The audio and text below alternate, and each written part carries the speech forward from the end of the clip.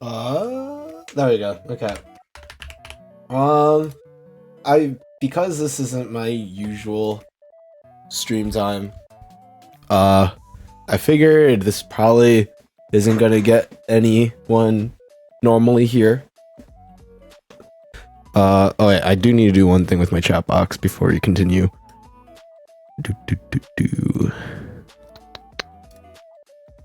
There we go. Alright, there you go. Sorry, I had to make sure that everything stays, because this is a just chatting stream. I'm just sure how long this is going to go for. This could be really, really short, or this could end up going a lot longer than I expected. We... First and foremost, I didn't stream at all this week. A part of it is because... I just got into things again, didn't I? Alright, first and foremost, hello. Hello. It is I. Started our stream at a very weird time. Today is a Saturday, which I do not usually stream because I usually run D&D, but things have been canceled today. I'm actually also considering tweaking things in terms of like streaming, my streaming schedule. We'll see how that goes. But I've also talked about changing my streaming schedule for a very long time now. And so we'll see if that ends up turning into anything. We'll see. But yeah. So first and foremost, hello. I apologize for not streaming. I lost my voice through the past weekend, give or take, and it was awful. I hated it. It did not feel great at all. I could barely talk. And when I did, it sounded not great. When Thursday came around, I was like fully planning on streaming as per usual. But there's still like a little thing in my throat, and because usually when I stream, I just yap, and I talk a lot, and I kind of wanted to, you know, fully let it heal. In the past, I've streamed with a lost voice, and it did not do me any favors whatsoever. So, you know, it's stuff happens, you know. I do feel really bad though that I ended up missing out on like 2 streams. So hopefully I can catch back up on that. Especially considering that, well, end of the month is coming up relatively soon. And as we all know, as I've been talking about, the new Monster Hunter game is going to come out, and it'd be really, really cool when that game comes out. And then I could just be like, heck yeah, we can play some Monster Hunter. Very excited for that to happen. But until that happens, we had to do other things. And I said I was going to start playing Wolfenstein, and I will. I'll start playing it on Monday, like this time for real. It's just I wanted to start it on like a regular stream day in case people actually want to watch me play it. I don't know if people do, but might as well be like somewhat consistent, even though this past week I've not been consistent at all, which does not feel great to say the very least. But with that said, I knew I had to do something today that wouldn't be super intrusive when it comes to like what I'm trying to do, and by that I mean like I'm not gonna play something or play a game that will require me to like save the VOD and like have it be standalone and whatnot. Rather, instead, I wanted to do something a bit more, something that I haven't done in a while. When was the last time I did just chatting? Like a month ago, 2 months ago? Probably not like super long ago, but long enough, I would say. Actually, wait, no, last time I did it was my 3rd year anniversary. So that was literally, yeah, I was around a month ago, because I was at the beginning of January 4th. And today is February, what? 8th? February 8th. So there you go. It's been a month since I last did just chatting. I should do these monthly so that I can like talk about stuff and get stuff off my chest, not from like not from like a trauma dump perspective, just more as like a sometimes I need moments in my life where I can just sit and talk about stuff regardless if people are here or not, you know, just so that I can put things a bit more into perspective, if that makes sense. It probably doesn't, let's be honest, but I still, it's always nice to talk about or rant about certain things. And if you couldn't tell by the name of today's stream, we're gonna talk about some Nikke. I've talked about this game in the past, and if you've been with me long enough, you know that I've been playing this game for a while, and sometimes it crops up whenever I'm talking about stuff on stream. But here we are. We have some Nikke. I should probably pull up in my game too. Now I think about it, since I'm talking about it, I'm not gonna pull it up just yet though, because, well, actually maybe I should. Yeah, I'll pull it up, but I also do want to like mute the sound so I don't have to listen to the in-game music just yet.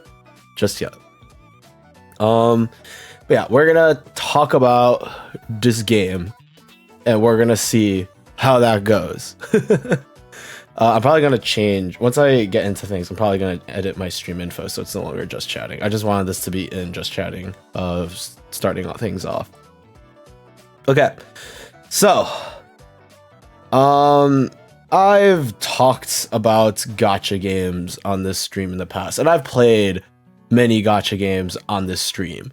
I've played Wuthering Waves, I've tried Zenless Zone Zero, I played Honkai Star Rail, I played Girls Frontline Exilium, among other things. I'm sure there's like a couple others. I think I played Reverse 1999 on stream, although that was like not a like this is me trying out the game, and it was more just, hey, I really like this game and I'm gonna share it. So overall, I have a lot of experience with various gacha games, and I also know that mobile games in general aren't very interesting to me, if that makes sense. I don't really like playing mobile games or playing games on my phone. And I don't know why that is. Maybe I'm just like too old or something, and like the idea of playing a game using solely touch controls throws me off or something. But overall, mobile games have never been it for me. Never. And I've tried a lot of gacha games in the past. You can actually hear the Nikke soundtrack in the background. That's very funny. But like I've stuck with very few over the many years I've tried. Like I jumped onto the Brave Frontier train, and that went horribly for a variety of reasons. I can tell the story again. Actually, I might as well. But basically, there was a banner around the time that I started playing featuring 3 characters, of which 2 were good. One was really good, one was good, and one was not great. And by not great, I mean he was not very good at all. And so in my mind, I was like, okay, like I can, like, since I'm a beginner player, I'm, you know, accumulating currency, so let's just pull on the banner and see if I get the characters I want, or if I get, because 2 out of the 3 were good and the 3rd was not good, but surely I can hit.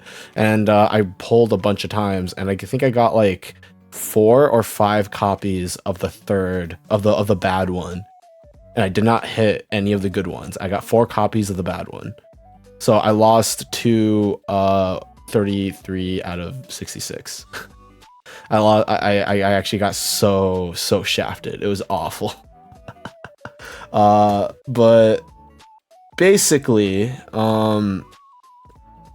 I've had a lot of experience with gacha games. I've played a lot, and very few I've stuck with more than a year. There's only 2.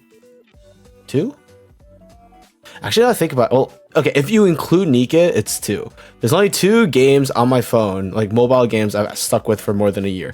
One of them is one that nobody, I don't think I've talked with, has ever heard of, and with good reason. It's dead now. I still have it on my phone, but I don't play it at all. It's called Bistro Heroes. It's a really cute game, and I really enjoy playing it. And I stopped playing it because it just stopped getting updates. That's the reason I stopped. I would still be playing it if the game gets updates, but it doesn't get updates, so I stopped playing it. It's so sad. But yeah, I stopped playing because it stopped getting updates. And then there's Nikke. So if you don't know me very well, I tend to try all of the large releases when it comes to gacha games. And as a result, I have a lot of experience in a variety of different games. And for better or for worse, there have been I kind of have a good idea of what games I will maybe stick with and games I don't. like under normal circumstances, I freaking love like games that make you think, like tactical games. But in when it comes to like mobile games, if I were to try and play a game like that, I wouldn't be able to stick with it for very long. For any reason. The reason why I can't stick with Genshin is because it's an open world game, and when I play a game like Genshin, I would rather have like static progression. Like you get an upgrade at this point and then you get a new upgrade at this point, rather than like, oh, to get upgrades or to get like to get new move sets, you have to pull for characters. And that's I as you guys could, if you guys didn't know, I have bad luck. I have really bad luck. It never works out for me, ever. Never. So I never ended up getting into Genshin, and like Star Rail wasn't super interesting to me in terms of like characters and story. Wuthering Waves was great. I really enjoyed Wuthering Waves, but I hated the story. The story was awful. And so when I started up Nikke, it was like, oh, okay, this is a cool like looking game that I can try out. It's fan servicey, like it's known to be fan servicey. Like that's like part of the pull for it, is that it's a fan servicey game. And so I was like, yeah, sure, whatever, I'll try it. I'm probably not gonna stick with it. Boy, was I wrong. This is I just realized how chill I am right now. I'm not being very animated. I apologize for that. But yeah, no, I was really wrong. Nikke was like, weirdly enough, outside of the fan service portions of it, this is like the perfect gacha game for me. It has a gameplay loop that is like simple, easy. It's something that you can auto through, so I don't have to really pay attention to it. But it can also be very hard, like surprisingly difficult. The characters, like I really like the characters. The story is very interesting. When they get character design, when they do character design well, it's good. They have some really interesting character designs, but obviously it's a fan service game, so most of the character designs in this game tends toward that, and you'll see what I mean once I get straight into this. But like overall, I really like Nikke, and it surprised me a lot. And I've been playing this game since it released. So it recently had its 2-year anniversary, and I've been loving this game. There are very few things like that I can talk about that like are reasons why you shouldn't play the game. Actually, no, I have more than a couple of things. I think I am a hard believer of the idea that the more you care about a game, the more you're gonna complain about it. And the reason why I say that, or why I think that, is like because you care about a game, you will want it to be good, right? And that's not, that won't always be the case, unfortunately. Fortunately, or perhaps probably more unfortunately. Okay, so with that said, let me change the stream around, and here we are. I don't use the screen very often, so this is very interesting. Or this overlay capture feed. But yeah, here we are. So let's get into the nitty gritty of this game. And again, I know there probably isn't. This is not a usual stream time, so I'm not expecting many people to show up. This is more for me, so I can talk about this game, and because there aren't many people that'll sit and listen. Actually, no, there's a couple of people that'll sit and listen to me talk about this, but there aren't perhaps as many as I would like there to be. Okay. I have a feeling there's actually quite a few people streaming this game right now because of solo raids. If you can't see, oh no, you guys actually can't see my cursor. Cool. Yeah, there is a button over here that's solo raids. This is like the end game content stuff. I actually have. Oh no, I'll catch up today because I think the thing just reset. But as you can see, there's like a ranking system. It's basically a DPS check on a boss with a bunch of different teams. It's very, very interesting. I like it a lot. But yeah. So let's talk about this game. So first and foremost, the beginning of this game does rely a little bit on shock factor when you start up, in a very, very interesting way that I have not seen done.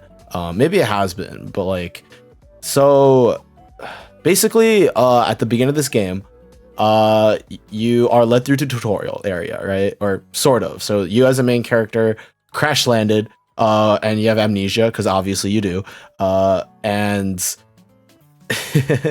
hey man, just because like I like this game, I'm still gonna make fun of it for like the cliches and stuff. But yeah, you crash land, your character has amnesia, and so you are saved by a Nikke. You don't know what that is yet. All you really know is that they're robots, like androids of some sort. And this person named Marianne is there to like try and help you and save you. And so she like basically keeps you alive. You go through the tutorial with her and you're like, oh, okay, this is like one of the first characters you're gonna get, right? Like they're gonna be the super rare character, like because there's a lot of super rares as you can see, but they're gonna be like the purple whoops, I clicked on something I wasn't supposed to. They're gonna be the purple character, like the purple characters down here, that don't really matter once you hit end game, but like will be pretty useful like in the early game as you move through. Like, okay, that makes sense. So imagine my surprise when at the end of the tutorial, that character is killed in the most like cinematic way possible. They have a freaking whatchamacallit, they have a like image of it. Actually, can I show you guys?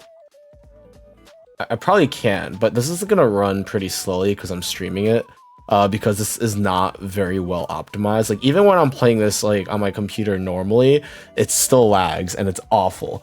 It's not great, I'm gonna be honest with you.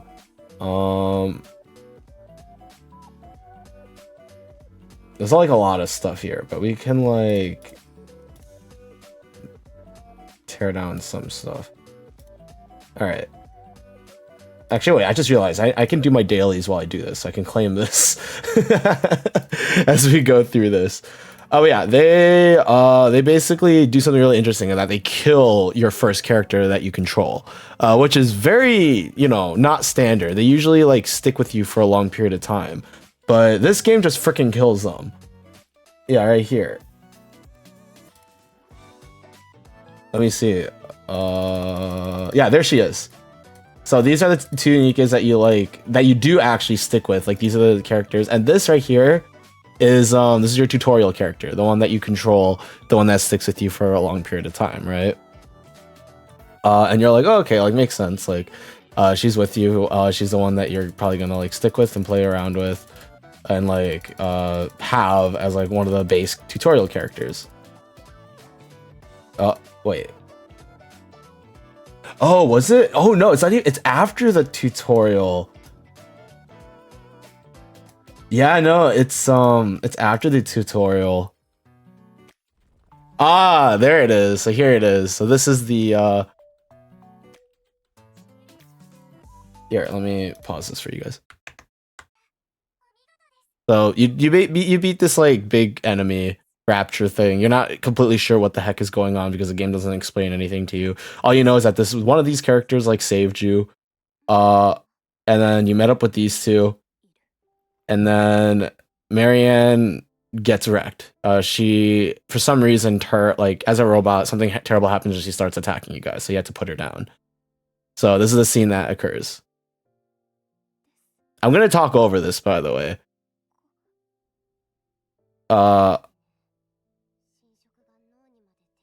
I like how it's all delayed. That's funny. You know the rules, and so do I. Sorry. So yeah, you can read the subtitles, but basically, she needs to be put down because she's corrupted. You don't know what that means. You just know that it happens. And so the duty is placed on you as the main character, as the commander, as they call you, to put her down. And this all happens in the cinematic like thing. And like you as a main character, like you don't want to do it. Like this is the person that saved your life, that kept you alive for X period of time. and like you're somewhat connected to her, and like you kind of learn her base personality and stuff. But this is what happens.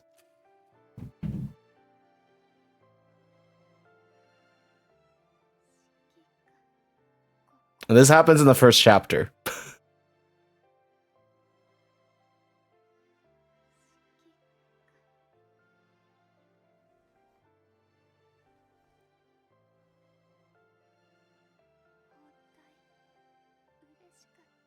And you know, among other things, there's a couple of things that happen, but I'll keep this rolling. But essentially, you kill her, she dies, and that's the beginning of this game. Technically, still a little past the tutorial, but yeah, no, this is the character that you start off with, that you expected to be with, or to like have as a character to use, because she's an actual character that you control, that you can actually like utilize in the game. But no, she dies, and that's it. And it's super freaking interesting, and this is what hooked me. This right here, this cutscene, this is what got me. This is what got me. Yeah, that's what got me into this game. And I think some people might get turned away because, like, you know, some people don't want to play these sort of games. But like,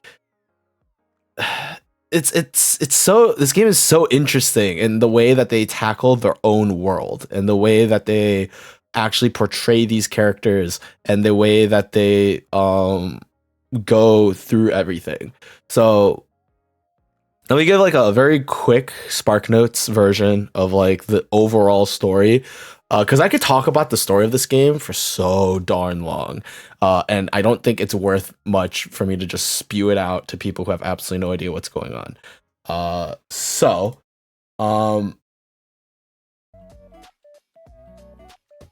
I just realized the audio, I did not turn the audio off. Book. There you go. Yeah. So let me talk about this game's story. So basically, the overall story is that humanity is screwed. We're forced into a fallout shelter, essentially, sort of.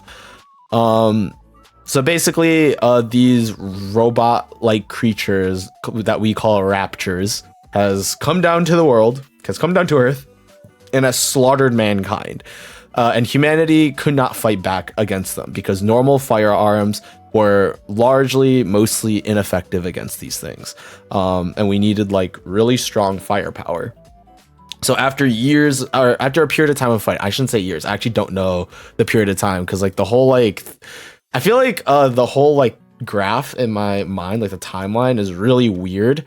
So I shouldn't talk about that too much and act like I know what I'm talking about when I actually don't know the specifics. But generally speaking, humanity is screwed. Most of humanity is getting wiped out. And so what they do is they have to create some way to fight back. And their response to the raptors are Nikkes. They're basically android, like robotic humans. They put a human brain inside of an android body, and that is what we use to fight off the raptors, okay? This music is like too chill while I talk about this. Here. Is there like a... Let me see if there's a Nikke playlist on YouTube somewhere. Well...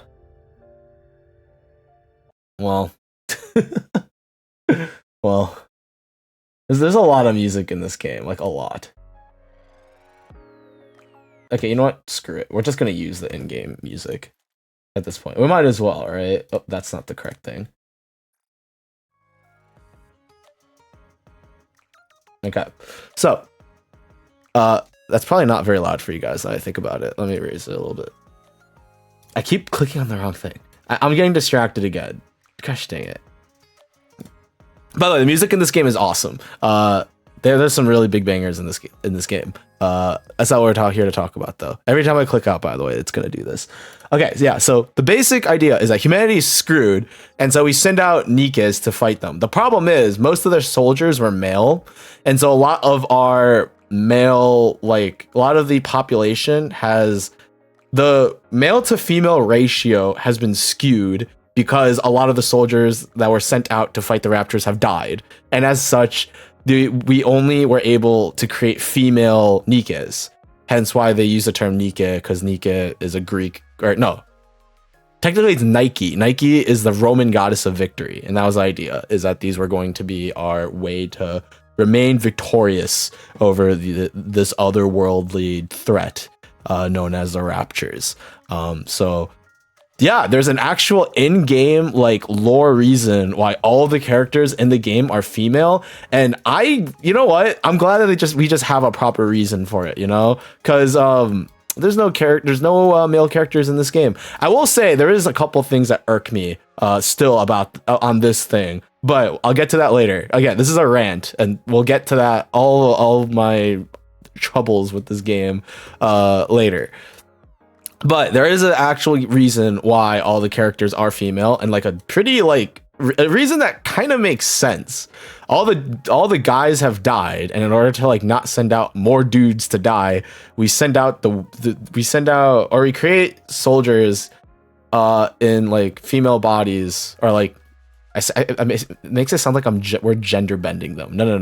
We make Nikkes, and like solely for the purpose to be inhabited by female soldiers, and it kind of worked. They were able to fight back, and they were able to basically claw their way to like try and create a place for themselves. But overall, due to like the main offenses to keep humanity on the surface of the earth, they failed. For one reason or another, they did not work. So humanity was essentially forced to create their last final bastion called the Ark. They're the last surviving human city on Earth, where they basically hold up the rest of humanity underground beneath the surface of the Earth. Hence, everything above the Ark is referred to as the surface, and they've basically like they've hidden themselves under the surface, and that's kind of where we're at.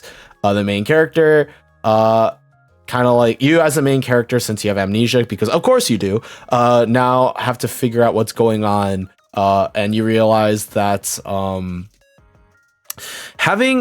being in a world that you're constantly under siege of, right? And there's always constant threats out there where you're being sent out to the surface to like try and gain resources or to gain more information on what's going on. This game does not at all detract from this. At least I don't think. Because I feel like when you open like a fan service game, especially, you don't expect the story to be gritty or like dark, you know? You expect it to be more focused on the characters. You expect it to focus on, wow, look how like nice our characters look. Look how huge their sizes are, their assets. Yeah, nor is a very good reason for this. But yeah. There is but like, despite like, you know, the fan servicey nature of this game, and like even like the base characters, like if you remember earlier when I showed you that cinematic, I showed you Rappi, and the game showed you Rappi and Anis. We could just talk. I mean, I know there's Rappi right here. Oh yeah, Anis I've actually built. There she is. I mean, Anis is very, very obviously like it just by looking at her like kit. Like, yeah, she has like belts for like her grenade launcher, like for the slots for ammo and stuff. But at the same time, like that's a very big cleavage, and like her thighs, and you know, very clearly, the design of the characters in this game were built to be more for fan service over anything else. And like part of the reasoning is like, oh, they're androids, like their skin and like is like already like the best armor that you can have. Like Rappi is like a very straight-laced character, and like at first glance her clothing makes sense, and then you realize she's not wearing a skirt like at all. Like she's literally not wearing a skirt. She just has a belt with like munitions and supplies, and that's it. She's not wearing pants. Just there's nothing. Like if she didn't have this belt, like I'm pretty sure like the bottom of this shirt will literally just like be a V. So that's great. That's incredible. That's awesome. Yeah, so the characters in this game, oh yeah, and look at characters like Soda. Technically this isn't her normal, technically the bunny girl version isn't her normal form. This is her normal self, which is not that much better if you were to ask me. So yeah, fan service in this game does suck. I hate it. But with that said, I do like the characters a lot, and I really like the story. The way they take the story into like really dark places and really dives in deep with the idea that yes, we're under siege. This is a war. And a lot of the events show that. Like even like the current event, which is a Valentine event, and like as you can see, like they just took like a bunch of characters, threw them in quote unquote maid outfits, and you're like, Cyrus, maid outfits? Like, yeah, maybe the top two. What about these two? Don't ask. don't ask what, like, whether or not they're maids. If I were to go here and I were to like click on this, it says Anchor, innocent maid. She's a maid. Yeah, she has like the maid headdress, and I guess her swimsuit has like the correct whatchamacallit, the frills. But I mean that's a swimsuit, because why not? Because we have to have that, and we're not going to talk about Mast's outfit. There's a lot I could say about this, and I'm not gonna get into it. I'm gonna put it into view mode. You guys can, you know, take a gander for a period. I'm gonna take a sip of some sparkle water, and we're gonna move on from this, and we're gonna pretend like this did not happen. All right. But like even like this event, even though, okay, I will say this event is very fan servicey compared to like other events, but even this event does show off like the surface a little bit to like showcase what has been lost from like humanity being wiped out, like all this information and stuff that has been lost, and like, you know, trying to recover it being like such a big pain, but like it also being really important to be able to recover that kind of stuff. Yeah, so a lot of the events talk about it, there are like a ton of events that are very lighthearted. Like, don't get me wrong, there are some lighthearted events that just focus on characters, that focus on like your character interacting with these characters in like cutesy ways and whatnot. But to sort of showcase this, I would like to present to you two events that and something really cool about this game is that there's a way to kind of go to past events. If I go to right here in the archives, these are all past story events right here. So every single time characters are released, there's an event that features them or their squad or what they do, or like what their squad does, or like what's going on. So there's a school, because there are schoolgirls in this game, because of course there has to be, it's a fan service game. And so it will be very easy, I think, to sort of just throw these characters in there and not really like think about like what it is, because like these characters are Nikkes in a school, and like, you know, like people have fetishized this kind of stuff in the past, and you know, like fan service and whatnot. And then there's Tia. Where's Tia? Where is she? There she is. Here's Tia, schoolgirl. But this game has properly this game has really delved in deep as to what it would be to have a school for soldiers, essentially, right? And you know, this is Marshana, so she's a character that was released with her own story. And let me say, when she was released, right, and people were like, "Oh my god, it's a hot teacher." Um, and then we started getting like some stuff in terms of like images and stuff. Like for example, let me show you. We got like little like screenshot stuff for events. So if I were to go back, and here is Marshana's event image.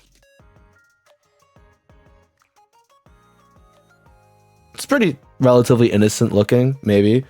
Look, she seems to be brooding about something. Like she writes something down. It's like a very interesting image here. This is this is a travesty.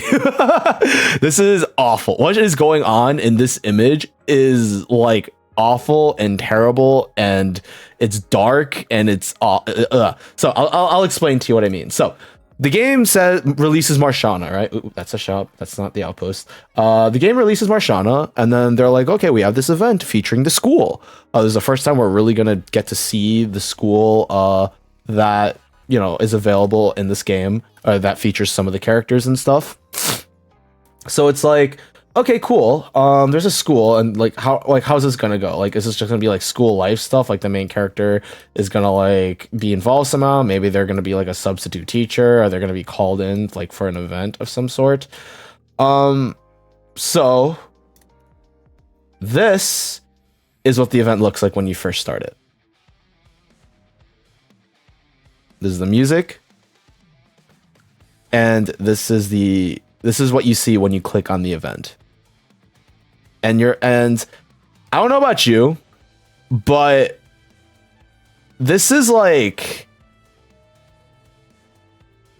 ominous to me. Just by like looking at the image here.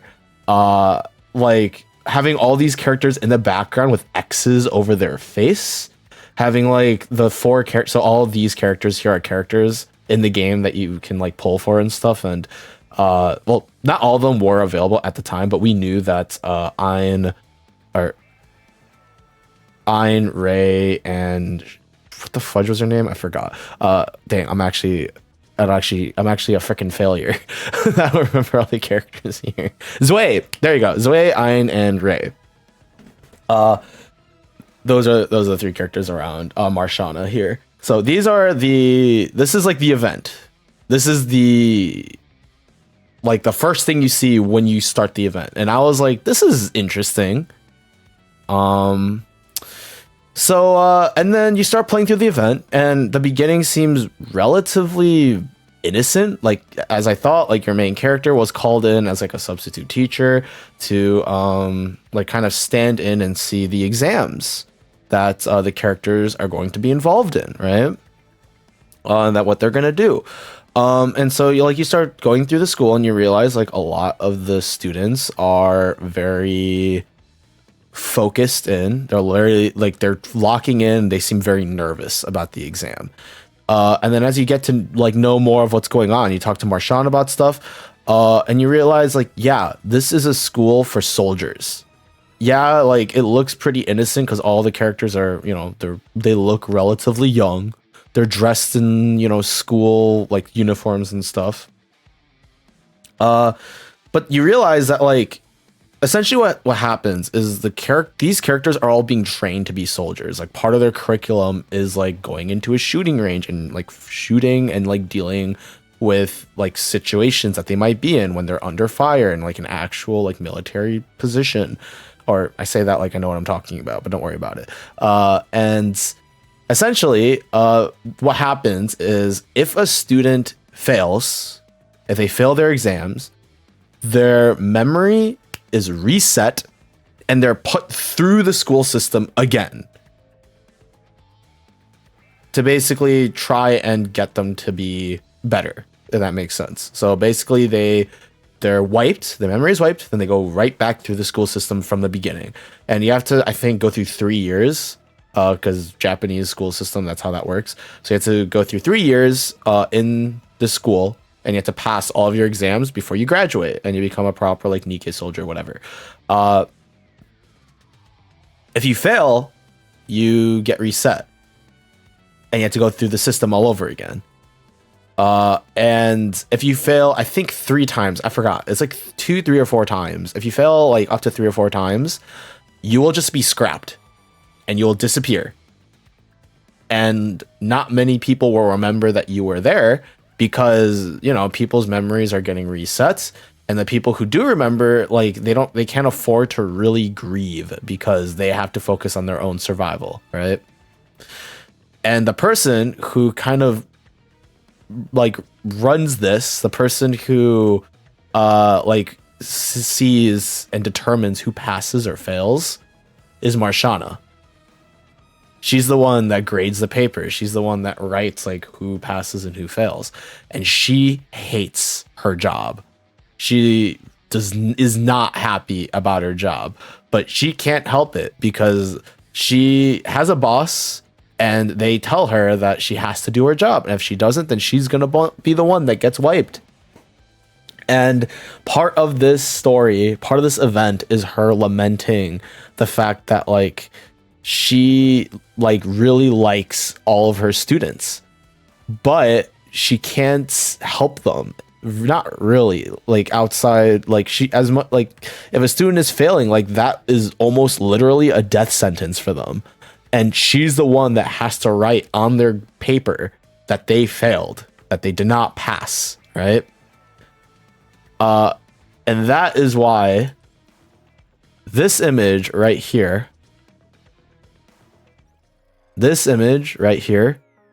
is awful and is a travesty and it's dark and it makes me that much more intrigued in this game and the story and the world because you know, she's grading papers, she's determining almost quite literally like the lives and deaths of her students that she treasures and she likes a lot. And as a result, she like almost tries to puts on like this very tough persona because she doesn't want to get super connected to her students, but at the same time, like she wants all of them to pass, so she has to do her best and be the best teacher she can be to get as many of them to pass as possible. Okay, now that we have that out of the way, so let me show you the second event I wanted to talk about. Here we go. Well, technically there's 3 because the one I'm going to talk about next is it's basically a part of like the same like idea. So this was with Marshana's release. With Marshana's release, you get School of Lock. With Naga and Tia's, I didn't even unlock it. Well, I have a lot of spare stuff, and then we can just skip this. This is Naga and Tia's event. This was last year's February. This is was it last year's? I think it was last year's Valentine's event. And this one was a lot more lighthearted. It was focused on these 2 characters here, Naga and Tia. And they are basically kind of courting you, kind of. The whole idea behind this event was that it's Valentine's Day and you have to pick one of them to like hang out with for the day. Or to quote unquote hang out with. I assume you like Netflix and chill at some point. I don't know.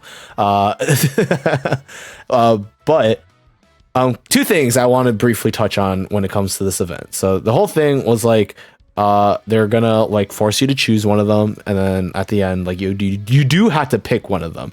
Technically, yes, you can go into the event and then replay the yeah, you can replay everything. I have everything here because I did play this through already. You can replay it and you can always just pick the other one. But generally speaking, you have to pick one of these characters. And if you pick one, you get a small scene of the other character, like sitting like where they wanted. You basically have to go to 1 or 2 locations, depending on which location you pick. That's the character you picked. So at the other location that you didn't pick, you'll see that character lamenting and crying about the fact that you picked the other. Because these 2 are basically best friends and they really like each other. And they're also fairly different from one another too, like very different in terms of personality. So this was basically just like a cutesy romance side story is essentially what this event was. And it goes along with the idea of this is a fan servicey game. And you get to like talk with these 2 characters and stuff, and you get to pick one of them, and that was it. I picked Naga, by the way, the dark skinned girl. But But that's not what that matters. In case you were curious, that's who I picked. The reason why I'm mentioning this is because it's like the same like setting, right? School setting, two different characters within that setting, and the story has drastically shifted into that like cutesy romance that you might expect from this game. And let me tell you, the amount of like side stories like this that are fairly benign and like they aren't super dark or anything, I would almost like to say that they're in the minority. I think most of the events in this game are dark. They're like very serious. They get into the nitty gritty of this game's like world and how things look. And it is incredible. It is so interesting. Like going through all these stories, like, yeah, most of the, okay, maybe not that one. Not Made in Valentine, not that one. The Outsiders was pretty interesting. Cherry Blossom was like kind of in the middle. Oh, yo, this one, Yanni, this one is like super surprising. Oh, that's funny. Yeah, this one was like super surprising because the character that released with this was this cat girl. Her name is Nero, and like the previous character that was released that was a part of the same squad was Biscuit, who's a dog girl. Battle of Paradise, there she is. And this story was like super lighthearted, especially like compared to all the other stories behind it. Like this is like the, I was gonna say this story should not be this early on. This was a little bit later. This story was also like insane. Yeah, Battle of Paradise was like the very first like fairly like lighthearted story. Miracle Snow, oh dude, Miracle Snow broke me. Not because it was super sad. Well, it is partly super sad, but it was like super sweet, and like it involved like two characters that I really like now. Yeah, this story broke me. But that's not what we're here for. I talk about Neon Paradise. This story was really surprising. If you really like animals, that story will break you. Yeah, overall, like a lot of stories in this game are just freaking incredible. They're awesome. The reason why these are dark is not because I didn't finish it, but rather I just haven't unlocked them. I could literally unlock them all if I wanted to. And also, this doesn't showcase all of the events yet because they're gonna kind of be catching up. But basically, overall, oh, by the way, if you're curious about what people in this game have voted to be like the best soundtrack, it's this one.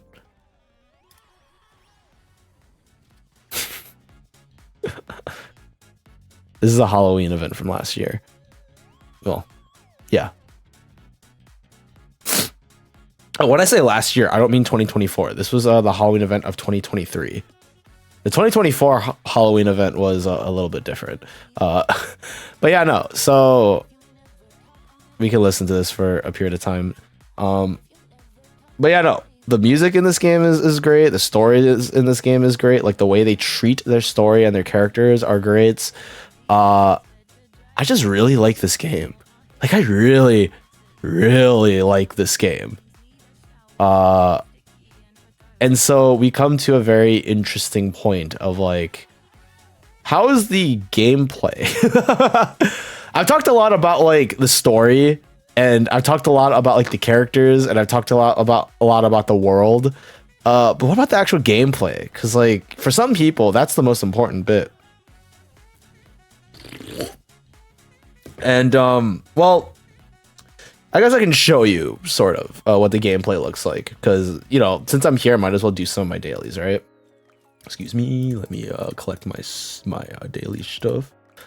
All right, so if you guys have ever seen like the Resident Evil or like the arcade game, like the Resident Evil arcade game, or like the Terminator arcade game, or like any of those arcade games where they have like the screen with the guns in front of it, and you can like pull out a plastic gun from the holster, you can shoot at the screen, and like the crosshair will show up, and you just shoot the stuff that's on the screen using an actual like gun.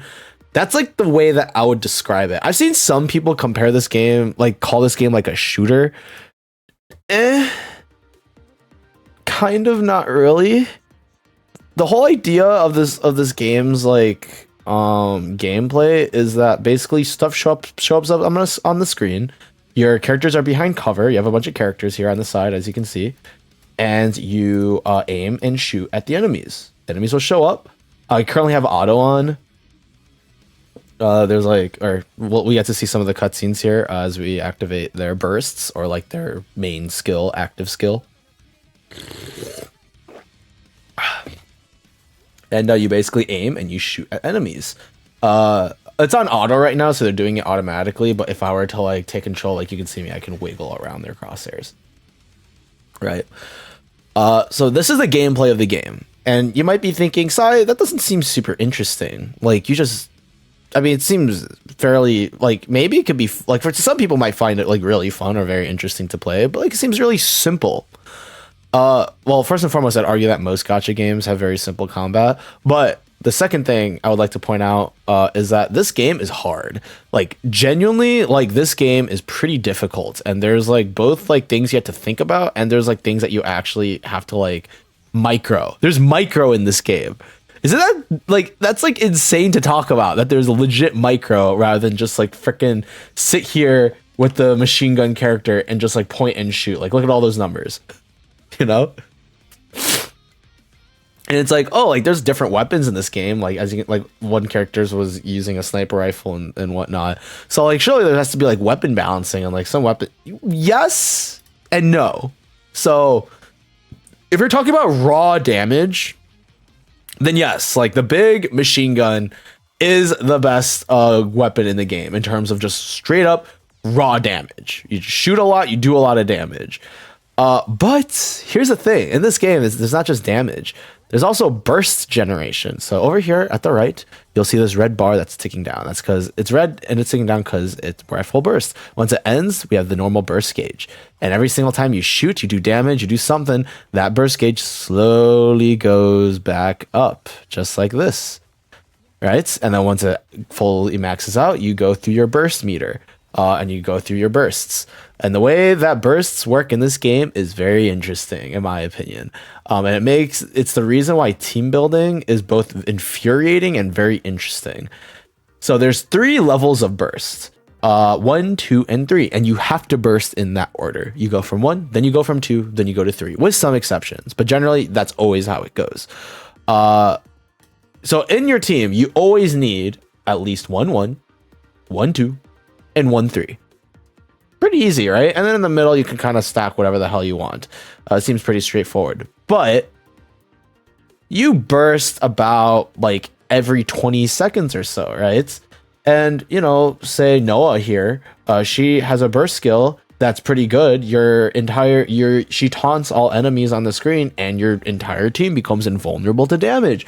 That seems really strong, right? Like super strong. That you can just kind of cheese content with that, and you can cheese content with her if you like time your burst correctly, and you can just like completely ignore certain boss mechanics, for example, that do a lot of nuke damage. But remember when I said that you always want to burst every 20 seconds? Because that's usually how long it takes to get your second burst off. Because when you start your burst, you're bursting for 10 seconds.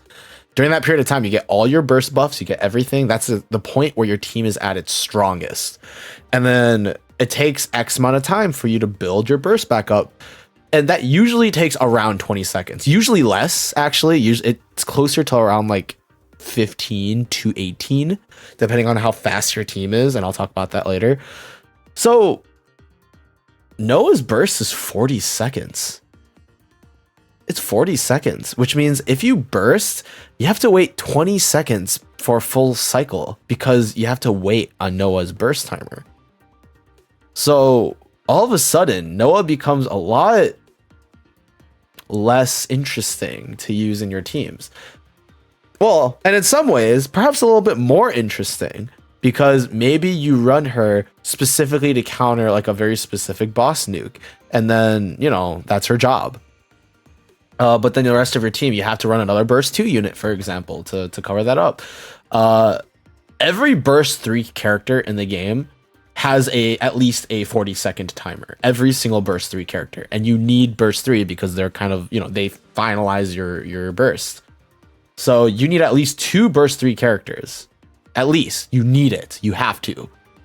So your team is locked. You have to have 1 burst 1 character, 1 burst 2, and 2 burst 3 characters, which means you have 1 extra slot for basically anything else, right? Maybe you want to run another burst 3 character. You want another, because all burst 3 characters are attackers. They're your main damage dealers. Maybe you just want to max out on damage.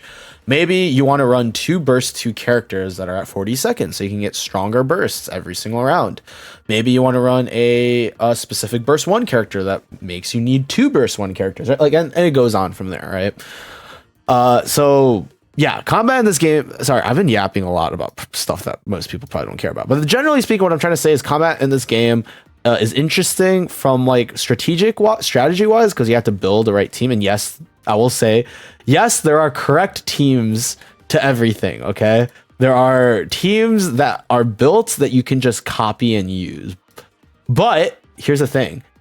There's a big difference between early game like units and late game units. Take good old Alice here, for example. Alice is probably one of the best characters in the entire game. She is so freaking good. She's super consistent. She's been used in every single sort of content in this game, from bossing to mobbing to even PvP. She's super, super good.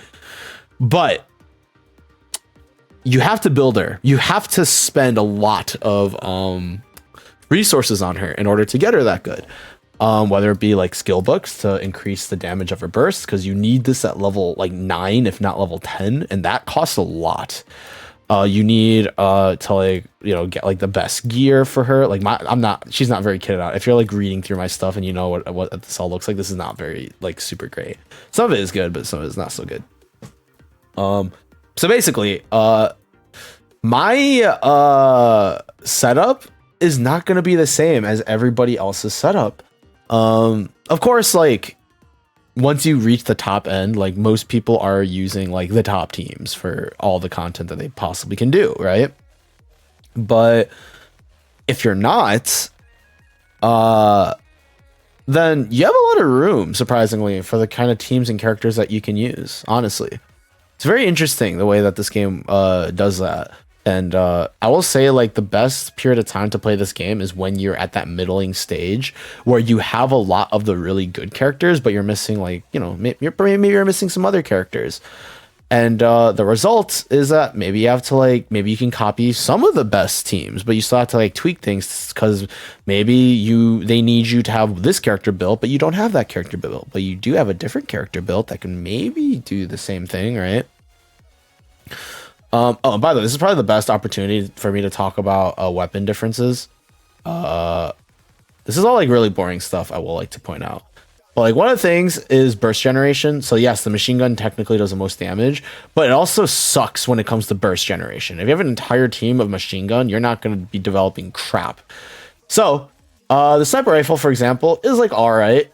Like it does some damage, but like overall, like it's nothing like super special. I just failed the mission, by the way, so I had to redo this.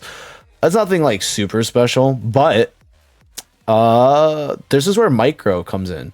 You can freaking do this, and this just burst. This brings in way more burst compared to anything else you could do in this game, and it's really dumb and it's really stupid, but it is just how this game works. Where this is like the optimal way to play Alice. The best way to play like Alice, especially Alice, I should say, is to be spam clicking this and to make sure that you're getting it. And the problem is there's an art to it, because if you do it too fast, she's not going to shoot. I would show you, but I can't right now because I would like to pass this level. Maybe when I do the next bit, because again, I'm doing my dailies right now. But like, look how much faster I'm shooting. Like if this is the auto, and this is when I take control here, I'm like doubling her DPS output. And this is where like that micro comes in. Alice on auto is not great, but Alice on manual, it becomes one of the best characters in the entire freaking game. You cannot auto through like every single thing, like every single piece of content in this game. Especially bosses. Like bosses will freaking kill you if you try and auto it, unless there's like a huge like power deficit. Like you can just like freaking like power through everything that they do. Speaking of bosses, here's a boss. I actually don't know. Oh, okay, now I do know what it is now. Yep. Just some music for you guys. If you're not into this kind of music, don't worry. Like, there are a lot of tracks in this game. Like, a lot. I do have to pay attention to this. But yeah, you get the idea, right? Like, or I guess I can show you some of the mechanics here. This particular boss has quite a few interesting mechanics. So those circles are called interruption circles. If you let them tick all the way down, something bad happens. So you always want to shoot at them. Auto will never shoot at them unless they're literally like at the spot that Auto wants to shoot at. So that's one thing that Auto will freaking screw you over. You have to shoot at the interruption circles. Otherwise you'll get screwed. Oh, why don't you look at that? He's charging up a big stun here. So how should I deal with this? I should probably dodge the stun. So we just cover everybody and then we go. How do I do that? You can just push spacebar and it puts all of your units under cover. If you look at the bottom here, you'll see there's a blue life bar above the white one. That's your cover. And you need your cover to survive some bull crap in this game. Let me tell you. Interruption circles, clear that out. There you go. Yeah. So you have to utilize your cover to make sure you're not taking a butt ton of damage from something. You have to utilize, you have to shoot at the right thing. And it gets worse. There's some bosses with crazy mechanics in this game. There's one boss that I think is considered to be like the hardest boss in the game. I forgot what it's called. But it is like the most complicated boss and the hardest boss to fight in this game. And to like optimize and do well. It's crazy. This game's actually crazy. But yeah, basically what I'm trying to say is combat is very simplistic until it's not. Until you have to actually start thinking. But like, if I don't have to think about it, like this level here, like my characters are pretty strong here overall. Like I can just sit here and not give a crap. Like genuinely, I can just sit here and not give a crap. Don't worry about what you just saw.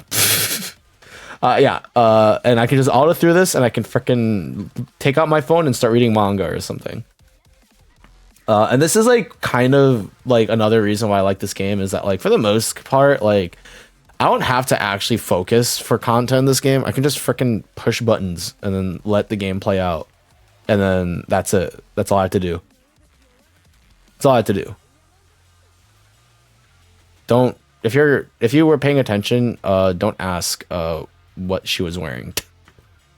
I'll get into like character design later, like properly. But yeah, that's the overall like thing for this game. Gameplay is like simple, but like there's a lot more to it than you'd expect. And if you enjoy like sitting down and thinking about stuff and for team building, for example, like that's one of my favorite parts about bossing in this game is team building. Because this is a PvP, by the way, where you're not gonna actually I can showcase it a little bit. The PvP in this game is freaking jank and it's awful. I'm not gonna talk about it too much, but basically your characters are just gonna go through the burst line, and some characters are just like super freaking like OP in PvP. It's really stupid, like really stupid. Oh, I was just straight up like way stronger compared to that team. Maybe I'll find someone that's a little bit more difficult. Oh yeah, here's one. But yeah, PvP in this game is jank and it's really weird and I don't care much for it. Some people do, and you get some pretty decent rewards from it if you rank high. I just don't care enough to do it. I am not playing my account optimally, I will say. If I'm playing my account optimally, my account is cracked. Let me tell you, my account is super good.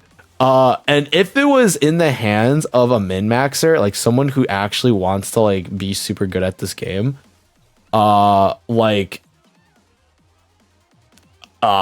this account could probably like get there. This is a pretty great account, overall.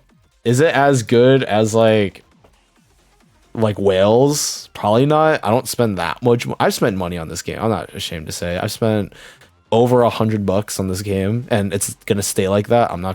I've not spent nearly like as much recently. All I do is drop $5 for monthly stuff, every month. So at most, I'm spending $60 a year, which to me is pretty darn good because knowing some of the games out there costing like $70 and are definitely not worth that price. Like I play this game a lot. Like I do the dailies, I do all the story, and I wait out for the next bit. Like yeah, I think it's worth it in my mind. Yeah, these are all my dailies. Actually, there's another thing I should talk about. Dailies take way too long. There's too much freaking stuff you have to do. They finally added some things to make things go by a little bit faster, but it still takes a while and it's annoying, and I'm not a fan. But they have been like improving on it, which is nice. And then they recently added like a new thing that basically made it way longer, and I'm really sad that they did that. But it gives too many rewards, so I can't freaking complain because I need them. I need what the dailies are giving me.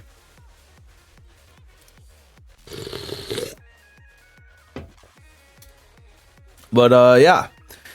So with that said and done, so that's the gameplay portion of the game. While I'm doing my dailies here, like, can I talk about this game on release?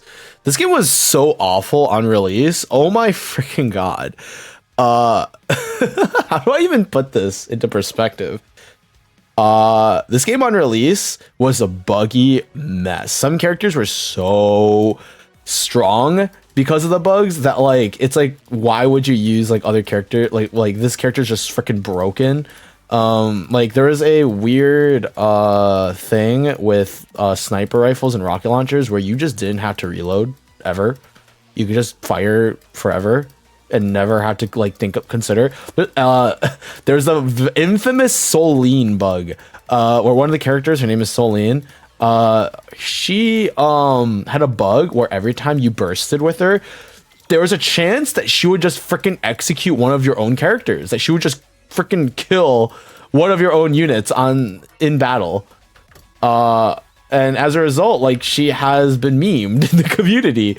Now she's been fixed, and she's actually like a solid character, like not top tier by any means, but like in the right positions, like she can surprisingly do pretty decently. But like she has like that reputation, you know?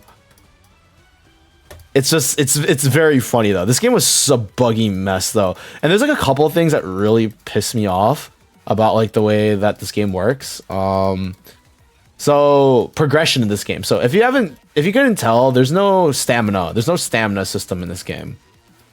Which to some people is great, and like to other people is like, wait, hold up, what does that mean? Because that means there has to be like something that like what do you do instead of stamina? Well, you can clear as much of like as campaign content as you can, like in terms of power.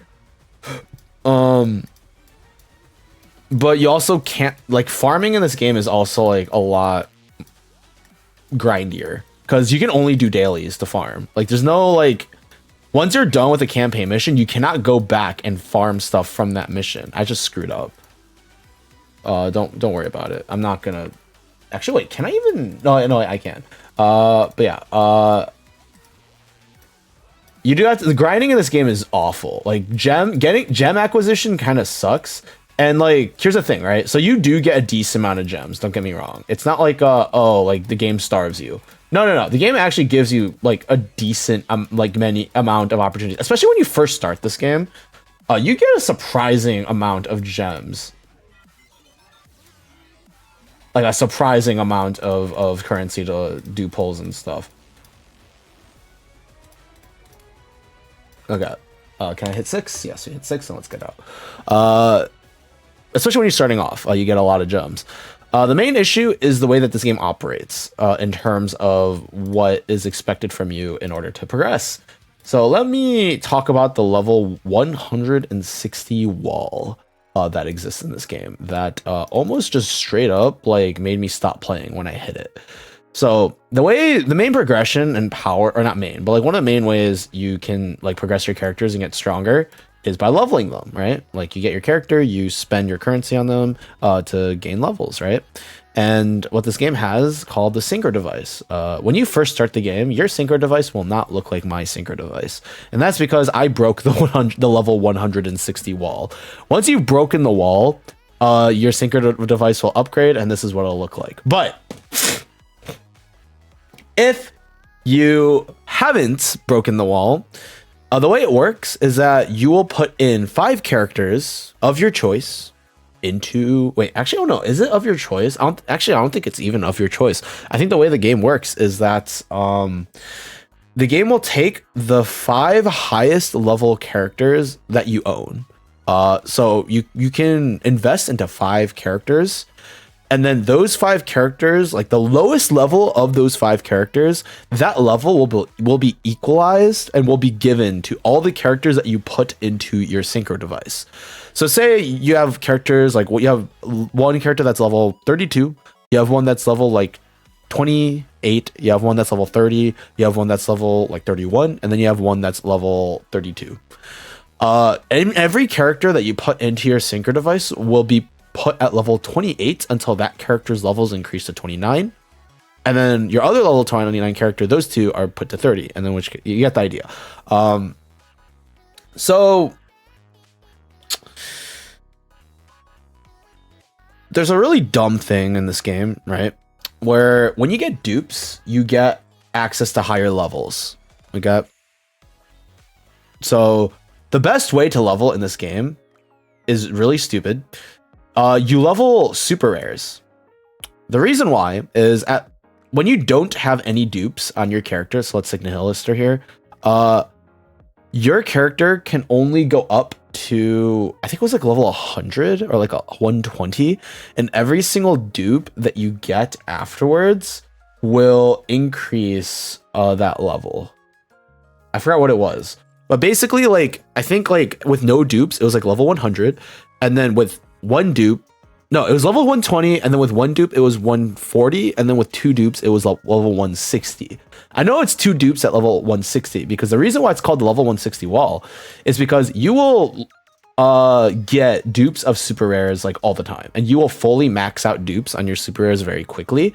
While super rares, you cannot get dupes of these characters as easily, but you need dupes, like you need them. And you'll notice that the super rares, you have 3 stars, which means they can go up to 3 dupes. And the super rares have 2 stars, which means they can go up to 2 dupes. Technically, super rares can get more than 3 dupes. As you can see, Poli has a number 2 next to them. That means I have the 3 dupes to fill in the stars and then 2 extras. This is technically, you can get this up to 7 for a total of 10 dupes on top of your character, and we call that I7. But don't worry about that. That's literally like super late game stuff. You don't have to worry about that. Main thing you have to worry about is that you level your super rares because they're easy to level, and you will always be able to get to level 160 with them. So you will level to 160, and then you will synchro all of your other characters to be up to that level. So you can break the game, weirdly enough. You can have a 0 dupe, let's say, or I have 1 dupe with Asuka, but let's say I have 1 dupe with Asuka, or okay, let's not talk about Asuka because she's let's talk about Scarlet because she's right next door. I have a 1 dupe Scarlet, which means she can only be up to level 120 if I were to just raw level her. But if I put her into the synchro and then I level up my super rares up to level 140, I can go higher than Scarlet's own like dupes would allow her to do. Like she can go past her own max level. The problem is when you hit level 160, you've reached the max level for your super rares, for your purple characters, but your super rares can go up to level 200. Actually, now I think about it, I think it's by 40. So you start by 80 and then 120, 160. Okay, there you go. That's how massive the difference is you can increase your character's level by 80 by doing this, potentially. The problem is you need to do this with your 3-star characters because the 3rd star lets your characters go up to level 200. And the reason why that's a big deal is because that means you need 5 characters, 5 super rare characters, 5 gold characters to be at 3 dupes. So basically you need a lot of dupes for your characters. And that can be pretty tough to do when you're not trying to get it all from a banner character. And even if you are, there's no pity system in this game. The probabilities of getting characters is the highest out of any gacha game I've ever seen, which is 4%. But there's no pity. There's no guarantee. Well, there kind of is, but it doesn't really work as one. So like once you hit the level 160 wall, you're gonna be there for a long time because you are stuck there until you get 3 dupes to 5 super rare characters. And if you're at all trying to min-max your account, if you're trying to like do things the best that you can, you're gonna want all of those characters to be usable to good. So these 5 characters up here at the top, these are the 5 characters that I ended up like getting my 3 dupes for first. Let me tell you right now, Privity, the character over here, really good. Senti, at the time, really good. Now she's not as great. She basically got power crept, but at the time she was awesome. She's really good. And if you like, I can still use her in PvP. She's great for PvP. Alice, as I said, one of the best characters in the game, still is one of the best characters in the game. Then I have these two, Vesti and Julia. Julia is one of the worst characters in the game. I just got dupes of her and I put her in my synchro and now I cannot take her out. I cannot unlock the slot ever. She is stuck here and I have limited slots for this. I have a lot, don't get me wrong, but I have limited slots. And no matter what I do, I cannot take her out of this slot because she's the first character that I hit to level 200 with this. And now she is locked into the synchro. Same with Vesti. Vesti was same story as Julia. She's more usable than Julia is, but she's also not good. There's no reason really to use her unless you want to use Isabel. And if you're trying to use Isabel and Vesti, like you're not playing super optimally. They're not just great characters. They're okay. They're not that great. But yeah, these 2 characters are now stuck. I never use these characters. I never will use these characters in any content that exists in this game. And there's nothing I can do. They're stuck there. So if you're trying to min-max, then you want 5 good characters rather than getting like 3, or I guess for me right now, it's 2 good, 1 okay, and then 2 bad. You'd want to min-max that. So 100 level 160 wall, it sucks. And when you hit the level 160 wall, you're gonna notice something really stupid in the campaign. So let me show you guys really quick. When you're clearing out the campaign, you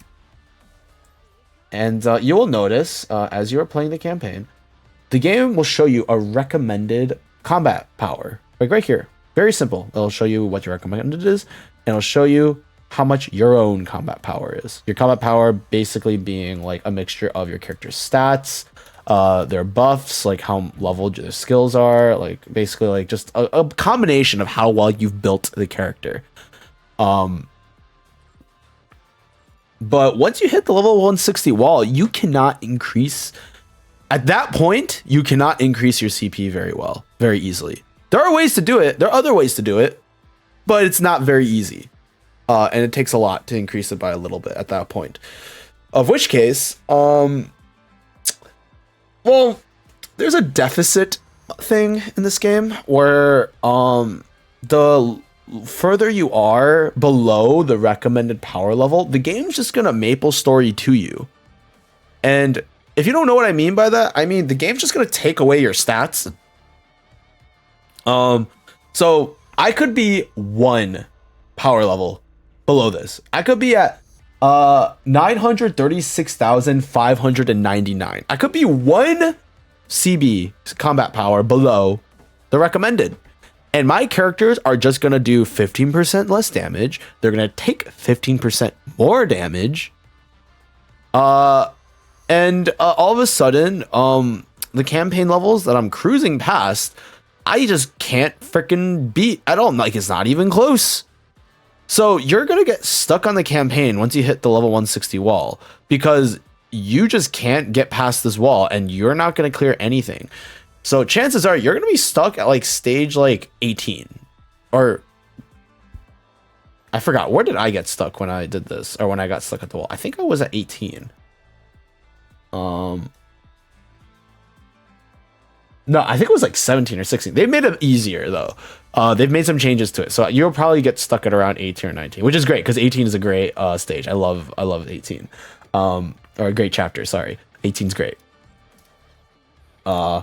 But yeah, that sucks. I hate the deficit system.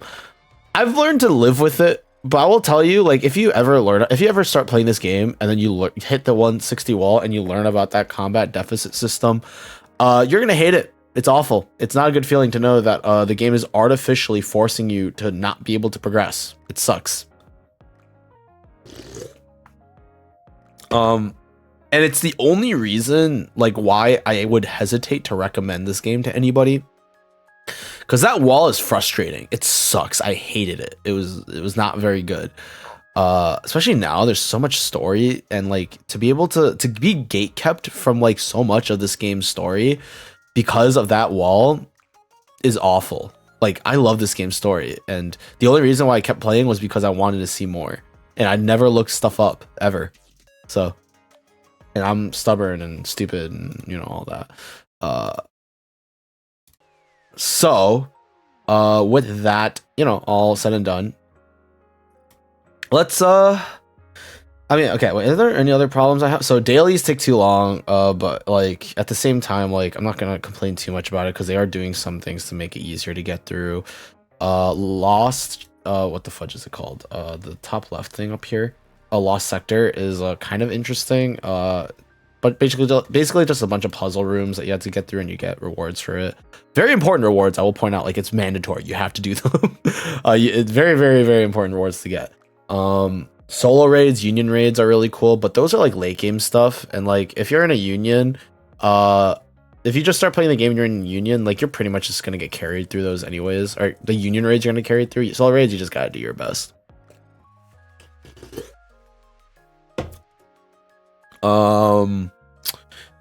Yeah, I think that's it for like the main game stuff. Monetization, this game is awful.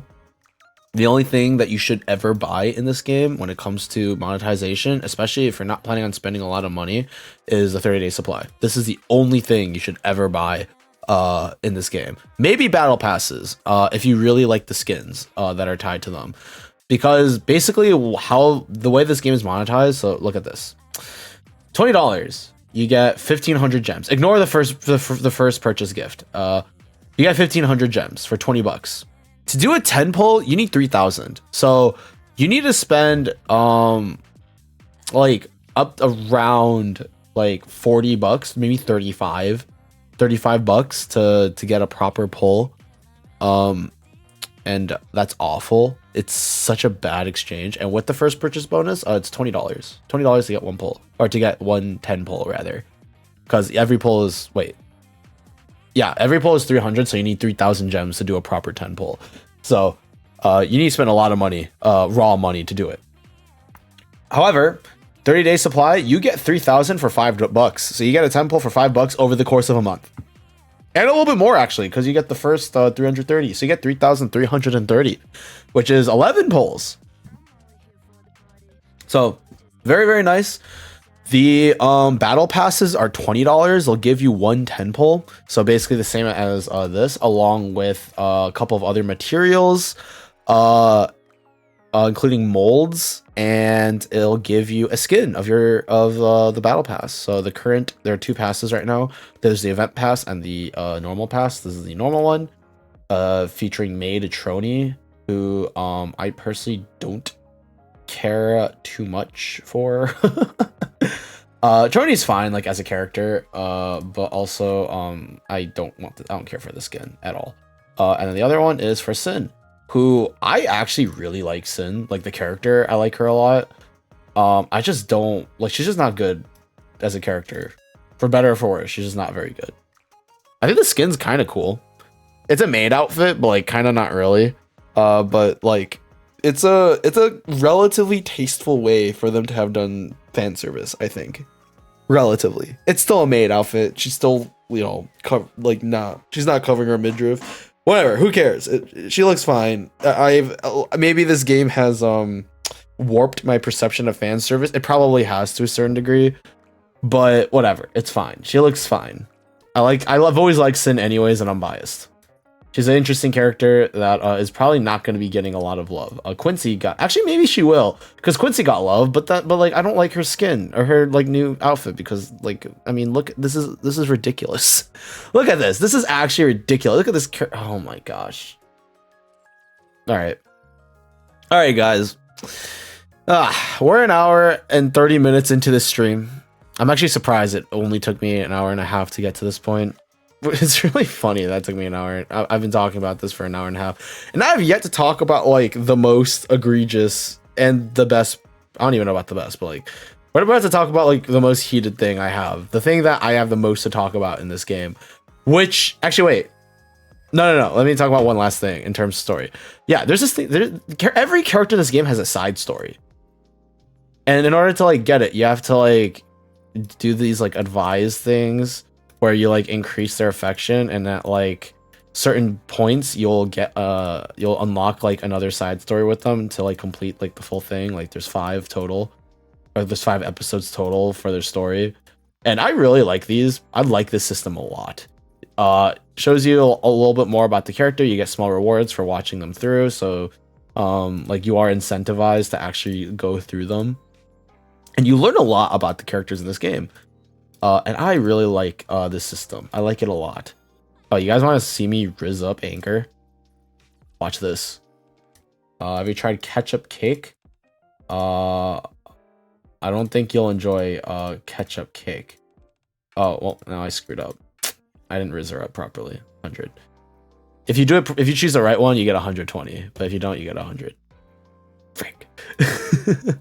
Oh yeah, that system's really cool. The side story systems alone made me like characters that I would, under normal circumstances, would have never been interested in like pursuing as a character, or like being interested in them as a character. Like N102 doesn't seem like much. She never shows up in the main story. You'll never see her unless you pull her, and then, well, you will pull her because she's a super rare, but she'll never show up unless you pull her and see her side stories. And let me tell you, this is my child, this is my daughter, and I will kill anybody who were to hurt her. And let me tell you right now, if you know me to any certain degree, you will have never heard me refer to a character like that before. And that is because I really like this character. She has been through some bull crap and awful things have happened in her life, and she deserves better. And you know what? She gets better. Or I don't mean by like she gets better as in like, well, I mean, she like received better. And there she is. Here's Anne. By the way, I would also like to point out that the events have made me like care for some characters that I have no business like really caring for, like Rupee. Where is she? Like this character like is like the epitome of a character that I personally would never get along with, I think, because she's like loud and she goes shopping and like she's like very extroverted and stuff, and like I'm okay with extroverted people, but like when they to a certain, but like it takes a lot for me to like really get along with people that are like that, I guess. Actually, probably maybe not. Maybe I'm talking from my high school self perspective, my introverted, like super introverted, shy, awkward high school self's perspective. But now I think I would get along with her a little bit more. But I like Rupee a lot now. This game and all the events, through the events and the side stories and stuff, like I really like Rupee. Even though like the way that, okay, I will say I don't like the fan service overall, but I think it makes sense for her as a character. Like if a character is fan serviced out to a certain degree, I will be okay with it if it makes sense for their character. You know, if you know Ino from Guilty Gear Strive, like it makes sense for Ino to be as like sexualized as she is compared to like Cammy from Street Fighter 6 or Street Fighter 5 and the way that she's dressed, because that's interesting. Or her normal fit in Street Fighter 6 is great, but like her legacy fit from Street Fighter 5 is very interesting, I would like to say. Maybe it makes sense. I don't know. I'm not a fan though. But yeah, let's talk about character design. Yeah, as I said, character design in this game, super hit or miss. It's either really, really good or not. It's Alice is very mixed for me. Very mixed for me, and the main reason is because she's dressed in what seems to be like skin tight, like pink latex. And to some people, immediately that's like, you know, how should I put it? It's it tickles their brain in a way that they like, that I do not like.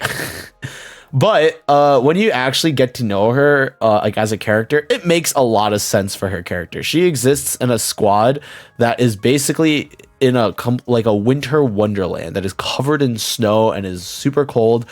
Their squad's whole thing is rescue. Like if Nikkes get lost up there, it's their job to find them and bring them back. And as a result, a lot of their clothing are fit for like being able to stay out in that sort of weather for long periods of time. Alice specifically has very high body heat, and so she wears this to keep her body heat like within, like to keep it contained within her body, so that she can literally be used as like a mobile living heater. It's very weird and very interesting, which is why I'm like okay with their normal design, but I still use her skin because it's adorable. And Alice is adorable. Got Red Hood looks like this, makes sense for her.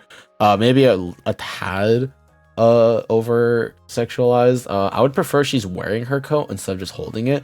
But when you're in game, she is wearing it, so it's like not as much of an issue. By the way, this right here, this is where all the fan service, like this is where the gooners come out. This is where the people get yeah, this right here, if you don't know what I'm talking about, like I didn't either until someone pointed it out to me, and then now it's like something I can't like stop looking at. But yeah, no, she's yeah, you can kind of tell. Also, she's wearing high heels, which doesn't make a lot of sense, but you know, whatever. Oh yeah, I forgot, can't do that. Shadow Scarlet is fine. People call her Black Scarlet, which is very funny. She's Scarlet Black Shadow, because she's a version of well, she's a version of normal Scarlet. I think I showed you guys. Oh wait, oh, she's not here. That's interesting. Yeah, she's part of normal Scarlet, who or she's a version of normal Scarlet. You'll see that a lot, except it's like more interesting, I think, for the pilgrims. But I think both of their designs are fine. The only weird thing I find about Scarlet's design are her shoes. But also Scarlet uses a sword, and that's cool. As a man, swords are cool. Well, I guess like I shouldn't say that because that's pretty sexist. But I meant that more as like swords are cool, and she uses a sword, therefore she's a very cool character. Also, she's an alcoholic. What's not to love? What's not to love about an alcoholic? So this is another version of her. Oh yeah, Cinderella. Oh my god, dude. I can talk about how much I hate how they designed her. There's like the drones that she uses are very interesting. Like actually, they're very interesting. You know, I just noticed just now that she's one of the few characters that if you click, she actually changes her like pose. I did not know that, but yeah, the way she's dressed is here's the thing. Here's the worst part about this. I like her. I like Cinderella as a character, and there's a part of sorry. There's a part of my brain that's trying to justify this. That's like Cinderella's whole thing is beauty. Like she acts more like Snow White. Yeah, she's more like a lot of the I didn't talk about this, did I? There are 4 manufacturers in this game. There's Elysian, Missilus, Tetra, and Pilgrim. And they all do different things in terms of like as like a corporation that manufactures Nikkes. For example, Elysian is security and military. So they're the ones that like create the police, for example. They're the ones that create Nikkes that are built for combat. Tetra is entertainment. They build Nikkes strictly to entertain the masses or create things that can that are solely built, or they create Nikkes that are solely built to like keep the arc running from like a morale perspective, right? And Missless is capitalism. It is the capitalist manufacturer who creates things solely for the purpose of being the best corporation to like basically experiment with and like do better than the other two in every way, shape, or form. And they do it in very shady ways. And the CEO is the worst character in the game. And by that I mean like nobody likes her. Not like everyone hates her. She's built to be unlikable. Although there are like small signs of redemption, but even if she does redeem herself, I still won't really like her that much. Pilgrims, they're like the big girls. They're the characters that have like survived on the surface, for example. Like they're up there. They've been doing some crap out there. And Cinderella as a pilgrim, as a character, her and a lot of the pilgrims, they're named after like fairy tales. Like a lot of them are named after fairy tales. Like you got Dorothy from Wizard of Oz, Scarlet, whose Japanese name is Grimm, from like the Grimm fairy tales. I don't know why they changed her name to Scarlet. I guess Grimm doesn't sound like a feminine name. I don't know. It's weird. I don't know why they changed her name in English to Scarlet, but her Japanese name is Grimm from Grimm fairy tales. And we have Cinderella, we have Snow White. Cinderella acts more like Snow White in some ways, in that, or she acts more. It feels like she should have been named Snow White, but they've done things in a very weird way in terms of that naming sense. And there's like lore and stuff that I'm not going to get into because you guys, I mean, none of you guys care about like anything that I've talked about for the past hour and 40 minutes. But basically her whole shtick is I am the most beautiful person. And like, she is a big narcissist who thinks of herself as like the most beautiful and like always wants like a mirror around so she can gaze on her own visage and stuff.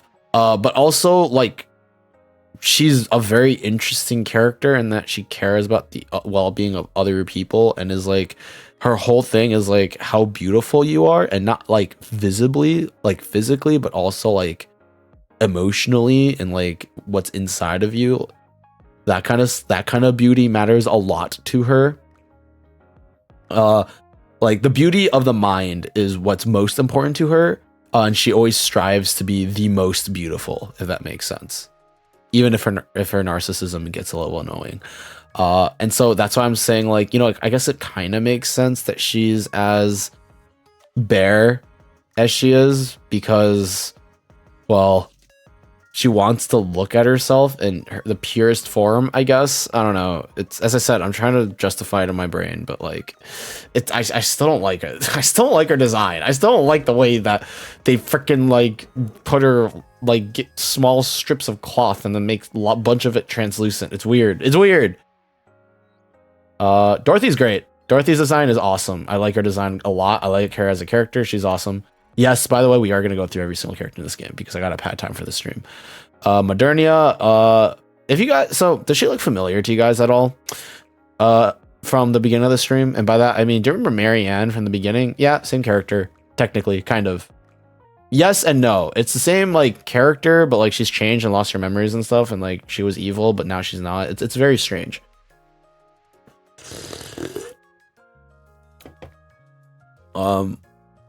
Yeah, very strange, but character design overall is fine, honestly. Like, she's dressed very weirdly. She has these like weird like parts sticking out of her, but that's because she was literally like a rapture for a period of time, so she looks robotic in a way, and things don't mesh well. And like, also, like, this is like one of the best skins in the entire game, I'd like to say, because it's lore accurate. And well, I guess I should say most of the skins, all of the skins in this game technically are lore accurate or canon, because all the characters actually wear them for moments. But I mean, this skin is great. I love this skin.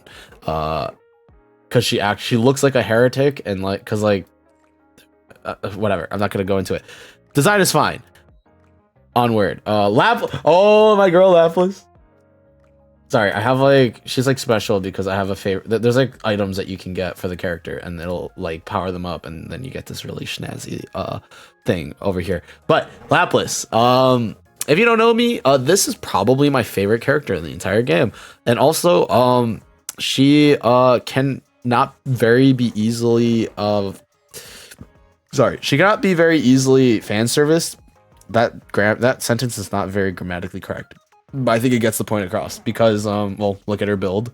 Also, don't worry about her ankles and how freaking thin the bottom of her feet are. It's something I've noticed with the art style of this game is that a lot of characters will have ankles and like thighs that look like they'll freaking shatter under the weight of their own bodies. Don't worry about it. Just don't look at it. Don't worry about it. Lapis is great. I cannot talk about the character like overall too much because then I'll get stuck on every single character in this game. But overall, like design, what? Okay, let's just talk about design. Let's not talk about person. I've done that a lot already. Design wise, she's a freaking. I mean, look at her. Come on, man. Come on. Don't you think it's kind of interesting? Like the code is pretty interesting. Like and it makes a lot of sense for a character, like for her as a character. She's dressed is very interesting, and like the freaking bodysuit. Like while it kind of looks strange, it makes a lot more sense when you see like everything being put together. Like it's not supposed to, it's incomplete for a reason. It's not complete. It looks incomplete because it's incomplete. She has a whole other, it's interesting. I love it. Screw you. I am biased though. Red Hood Rappi. Great. They've fixed her original design by a lot. They gave her a skirt. Let's go. Yeah, they gave her a skirt, which is awesome. I just realized it's gonna be really funny if somebody were to come into my stream now, because I'm literally just sitting here talking about all the Nikke characters. But I would like to point out I'm doing this because I'm talking about how much I love and hate the character design in this game, and you'll get to see why very soon. Actually, technically, I already saw with Cinderella, but we get to see more. But yeah, here's Red Hood. Or not Red Hood. This is Rappi Red Hood. If you saw Red Hood earlier, she's dead. This is Rappi who's taken over Red Hood's mantle, and she's great. I love this new design for Rappi. It makes a lot of sense. I love the coat. I like the overall design. Like she looks like herself, and I don't know. She's great. Shut up. Scarlet is fine.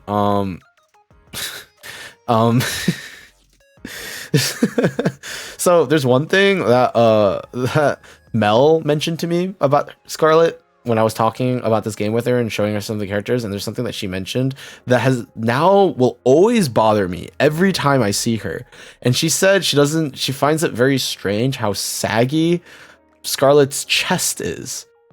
And I never really thought about it, but then I started looking because I never really looked before, and now I realize that she's kind of right. And now I'm tilted that she told me, because that's all I can freaking see now. Gosh dang it, Smell. Why would you do this to me? Anyway, Scarlet is great. Doesn't matter. Asuka doesn't count because she's from Evangelion. Don't worry about it. Yeah, there's some...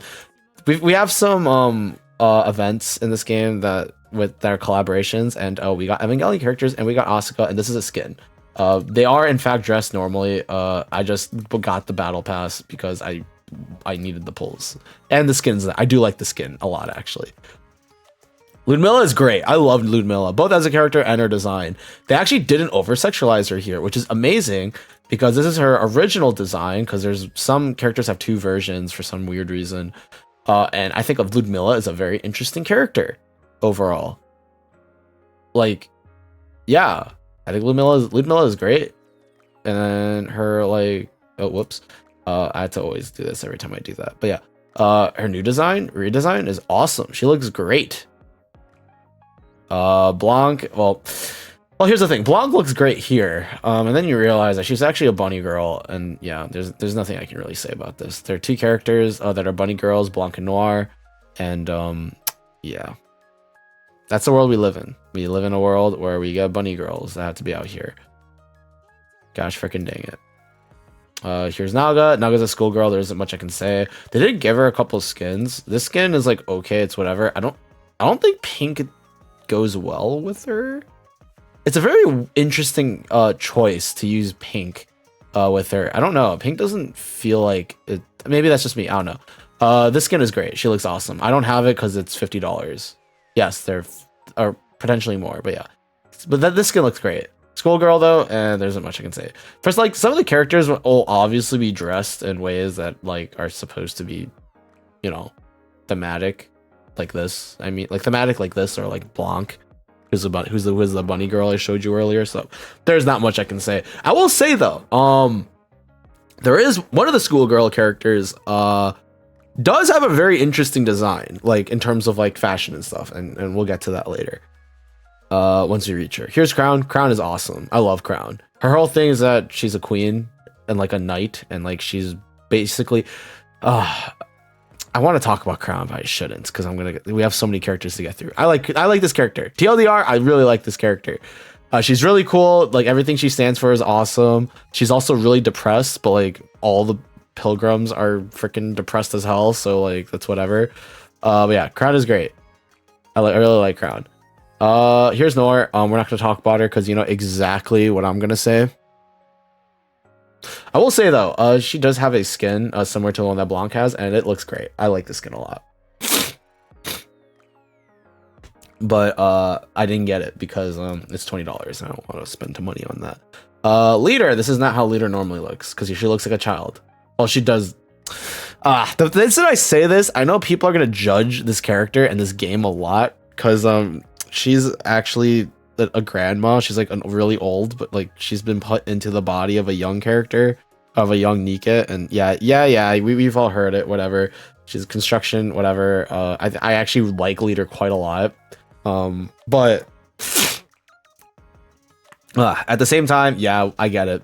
It's don't worry about it. As I said, this game has changed my perspective on a lot of these characters just by playing through it. Guillotine, Chuni, you've seen this character archetype a lot. I like Guillotine a lot, actually. But I think that has more to do with me liking the stereotype of these Chuni characters, because I don't know why, I just find those characters really funny and charming in their own way. But like, I know some people consider these characters really annoying, so I'm probably a little bit biased there. Here's Soda. Yeah, I'm not gonna say much about Soda's design because we can see what's going on. Same with Tia. We know exactly what's going on with Tia's design. I will say the box is kind of interesting, but then you have to realize that all the characters are carrying freaking guns and stuff, and it's just a way that she carries her rocket launcher. Although I will say it is very interesting. They've done some very interesting things with the box that I like a lot. Like they've added the dragon design over here to show that she really likes reptiles and stuff. Like small storytelling stuff like that is really cool. And I do appreciate that quite a bit, but at the same time, they didn't have to make her chest that big, so you know. Here's Privity. This is not actually how Privity looks like. Privity has she's in Made for You. Interesting. She has her own thing. We'll see her later down the line, but yeah, this is not how she normally looks. But I mean, there isn't much I can say. She's a maid. They very clearly made her. They buffed her chest quite a bit. I'll show you what I mean later. Actually, I'll just show you right now. Screw it. You guys need to see how much they buffed her. Look at this. Well, maybe not. You can't really actually tell that I'm looking at it. How about here? No, you can't really see. How about like her other skins? Oh, she doesn't change her. Oh, no, never mind. I guess she does have a big chest. It doesn't look... This skin, it does not look like she has a very big badonkers. And yet, for some reason here, she just automatically gets buffed. It's so weird. Also, once again, ignore like the very easily breakable ankles. Yeah, Privity is fine. Noah is... I actually do think Noah's design is kind of interesting. A little basic in terms of like, yeah, they put like a bunch of like electric like pieces of power armor on her, but like her whole thing is defense. So yeah, I guess her floating shields are also cannons, which are pretty cool. But also she's really annoying. I do not like her, but I think her design's at least kind of interesting, but I do not like her. Maxwell. I like her as a character, but I will admit her design is a little bit strange, especially in the context of her own squad. Cause her squad is Métis, and Métis' whole thing is that they are the power squad of Missless, so they're basically like a full-on like combat squad. And the other two that are in it are Lapis and Drake, and both of them have great character design. I've already shown you guys Lapis, but she's a girl that goes like this. Here's Drake, who is, you know, the opposite side. So if Lapis is like as a hero, like her whole shtick is that she's a hero and she's really annoying about it. Drake's whole thing is that she's a villain. and she's also annoying about it, but also very adorably annoying about it. I actually like both of these characters. I like Drake. I like Métis in general. I also really like Maxwell, but they don't do a lot with her. I wish they did, because like she's a scientist. She builds like weapons and stuff, and they don't like. She never really shows up in the main story much. Like she kind of does, and she's supposed to be the voice of reason for stuff, but like they don't do anything super interesting with her, and I wish they did because she is pretty interesting. I don't know. I'm overthinking things. Don't worry about it. Here's Maiden. This is not how Maiden normally looks like. This is how Maiden normally looks like, and I think her normal design is great outside of, you know, her fan servicey badonkers. But other than that, like her whole thing is gothic, and I think they did a pretty decent job with her. I don't know. I like Maiden. I can't believe I'm actually gonna sit here and go through all the characters. Oh yeah, you guys remember when I said there's a schoolgirl with like an actually like interesting fashion design? Well, here they are. And it says a lot about her as a character too. You can kind of, well, here's the thing about Ayn is that she just doesn't give a crap about what other people think about her unless it's the people she cares about. And she also like is super into fashion. And you can kind of tell, like she's still wearing her uniform and stuff, but you could definitely also tell that she's like changed it. Like it looks significantly different than if you were to look at like Zwei, for example, who's like a lot more prim and proper compared to Ayn, or who's like wearing it more properly, I guess. Yeah, no, Ayn, like you can actually see a lot more about her character design. Like she's even, you can see she's wearing earbuds too, and when she does that, she pulls them out. It says a lot about her character, I think, and I think the way that they did her character design is very, very good, despite having almost little to work with here. Exia is I like her as a character, and like her whole thing is that she's like a hacker that loves gaming. I just don't know why she's dressed like this. Like this isn't even like her like casual clothing. This is her work clothes. This is the clothes that she works in. Like I kind of wish that they made her disheveled, but still like properly dressed up like this. Well, I guess not really, because her skins are great. This skin is great, by the way.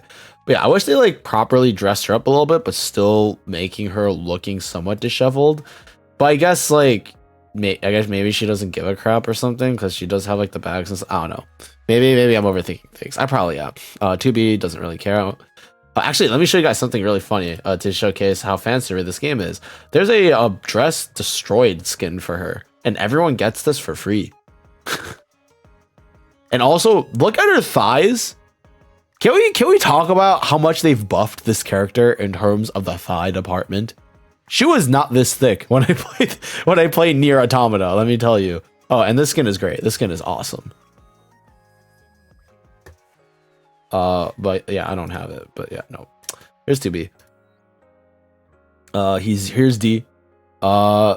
People call her what the fudge was her name from Spy Family? I don't remember who the assassin's name, the mom assassin's name. I don't remember her name. But people compare her to that. I guess. I mean, yeah, I see it. Don't get me wrong, but I don't care as much. By the way, this is how she normally looks.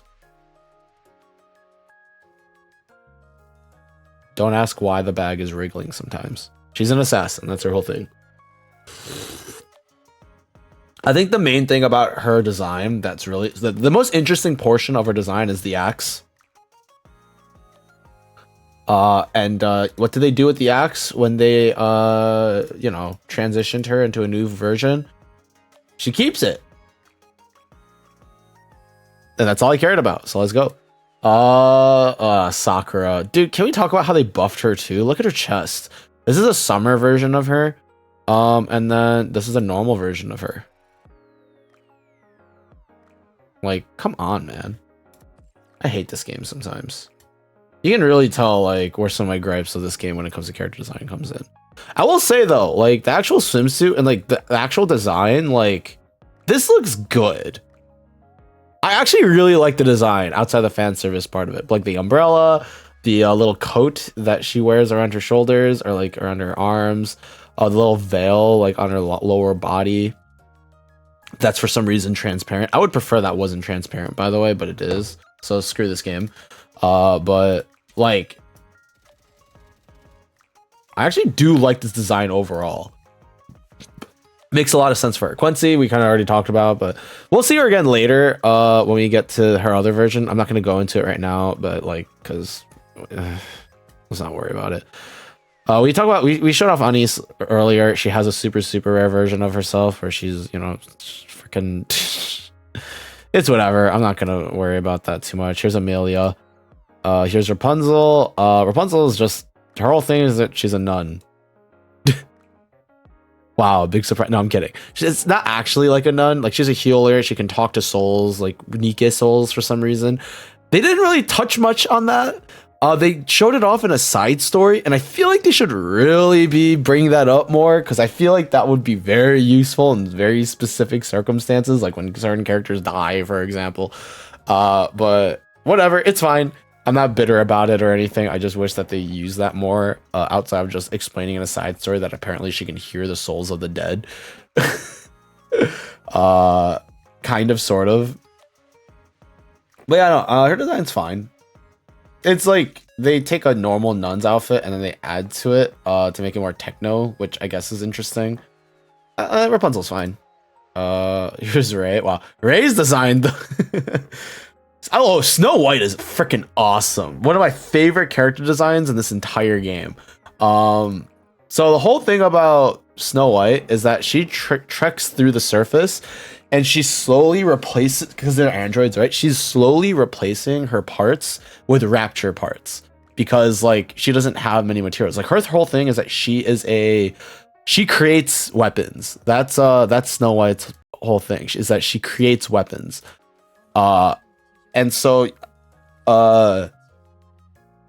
she's basically like slowly changing her own body into a weapon, and she's basically only trying to use the things that she needs, and like casts away all luxury except for food. She likes food, but you know there always has to be something quirky about the characters. But yeah, overall, like I think honestly, I'm gonna be super honest. Next to Lapis, I think Snow White might also be one of my favorite characters in the game. But I try not to use a pilgrim as my favorite because this game gives you a lot when it comes to the pilgrim characters in terms of story and like characters and stuff. And I feel like it's really easy to take one of the pilgrims and say that's my favorite because they give you so much more of those characters compared to the others. But also, to be fair, Lapis gets her own chapter. So goes to show a lot to like showcase what kind of characters I like. The characters that are actually characterized a bit more rather than just being left in the dust. Noise. We could talk about Prima Donna, like 3 characters that are just built for, or that are created for music to be idols of various stuff. Noise being a pop singer, Volume a rapper, and then Arya being a opera singer. And let me tell you, I really like Arya. We'll get to her way later down the line, but Arya is great. Noise is fine. Yeah, like she's as like a pop singer, I don't know.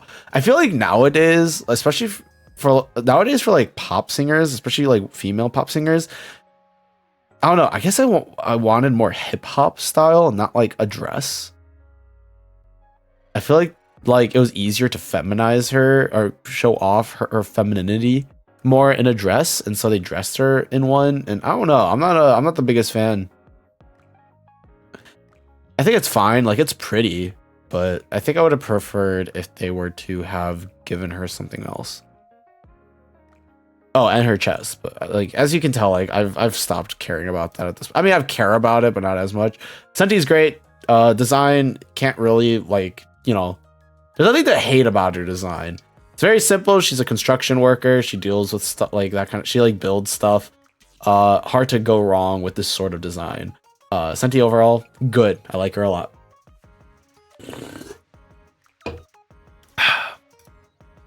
Jackal. I actually do like Jackal's design quite a bit. She's basically just a chaotic like ball of gremlin energy. That's her whole thing. She literally acts like a freaking wild animal. She bites stuff, and like even though like she has a lot going on in terms of like colors and stuff, like they don't clash too much. Like light blue goes well with pink. She has purple in there. She has orange.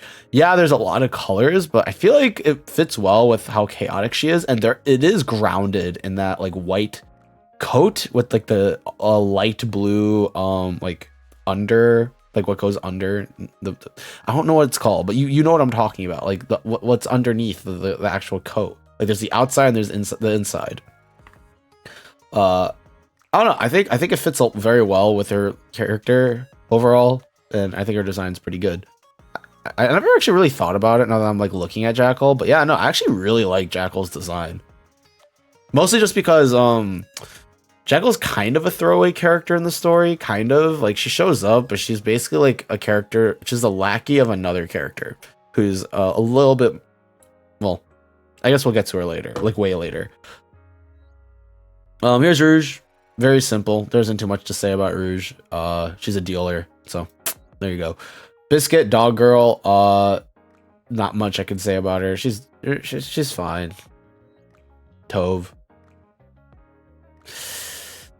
Again, I understand. So she's the same position as Alice, like dressed the way that she is to like conserve heat. But again, I just wish they gave her more than just this. Like they gave her the coat, I guess, but like couldn't it have been like longer? Why is the coat so small? Well, I guess it's a little bit bigger here, but like why is there gaps in the shoulder? Why is she wearing a thong on the outs, or like why is there underwear on the outside of her? I don't know. It's very strange. I don't know how to feel about that. Grave is awesome. Oh, she has another design before this one, like in game, or like canonically in game, like she has a different way that she looks before this. And oh my god, she looks so good. The way that she looks here is great too, don't get me wrong. The fact that they like show her face a bit more, they like show or tone down so you can actually see like her abs and like all the scars and stuff. Is great. I don't like how she had pants in her old version. I don't like how they took her pants away. Give her pants back, man. Grave deserves pants. That's what she deserves, and she gets no pants. If there's like a reasoning as to like show her legs, I don't know, outside of just fan service reasons, I assume it's just for fan service reasons, so we can have big muscle person, I guess. But other than that, Grave is awesome. I love Grave. Here's volume. Oh my god. Okay. I always have to show this off whenever I show this game, because this is the most infamous character in this game. And I always have to show it off because it never fails to make me laugh whenever I see it. Because I don't see it often, but like whenever I have to showcase it, or whenever I can showcase it, I do. Alright, you guys ready for this? Don't blink. All right, there you go. Actually, let's see how it looks in her skin. Is it any different? Oh, it's even worse somehow. All right, good job. Oh my god, dude. Holy, I accidentally exited out like that, and I did not have to. Mask design is fine. Yeah, it's fine. Here's the thing about Mask. Okay, she's part of a crew, so her whole squad is called Aegis, and their whole thing is that they're supposed to be like a Navy focused squad, where they like have this huge ship called the Admire, and like one day they're gonna sail it out and use it against like to like take back the high seas for humanity on the surface. Mast, her whole thing is that she joined Aegis because she wants to be a pirate. And there is not much in her design to showcase that, like at all, other than the burb. She has the burb, but that's it. Like, yeah, I guess like officially she's supposed to be dressed to show. I will say one thing though. There is a reason. I think the way that she's dressed, like being as official looking as it is, makes sense in context to the story. But at the same time, I wish there was like more to show her love for piracy, because that's like such a huge part of her character, and the fact that there's nothing that showcases it at all here outside of like, I guess the skull on her hat's up there, I guess, and like the sword here on her bra. Like, that's it, really? Like the skull on her. Oh no, it's very weird. I wish there was a little bit more, but Marshana, she does not need to be showing her midriff. She does not need to be showing her midriff. She's a teacher. Why is she doing that? Makes no sense. Here's Mario. Wow, look at Mario's design. That's crazy. Here's Leona. I don't like how she's dressed. I don't like it. Why is she? Why is like this rag in front of her chest? Why is like the bottom half of her? It's so weird. So weird. So weird. I'm biased, so she's beautiful.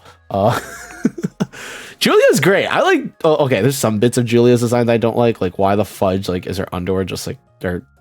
I guess maybe not quite her underwear, but like they're like parts of her body that are like shown that doesn't need to be. Her whole thing is that she's supposed to be like a violinist and like she's supposed to play beautiful classical music for the masses. So why the fudge is she dressed like this? Shouldn't she have more of her skin be covered? Shouldn't she be dressed better? She's almost dressed like a bride, like with the gown and stuff, and it's very weird. I don't know.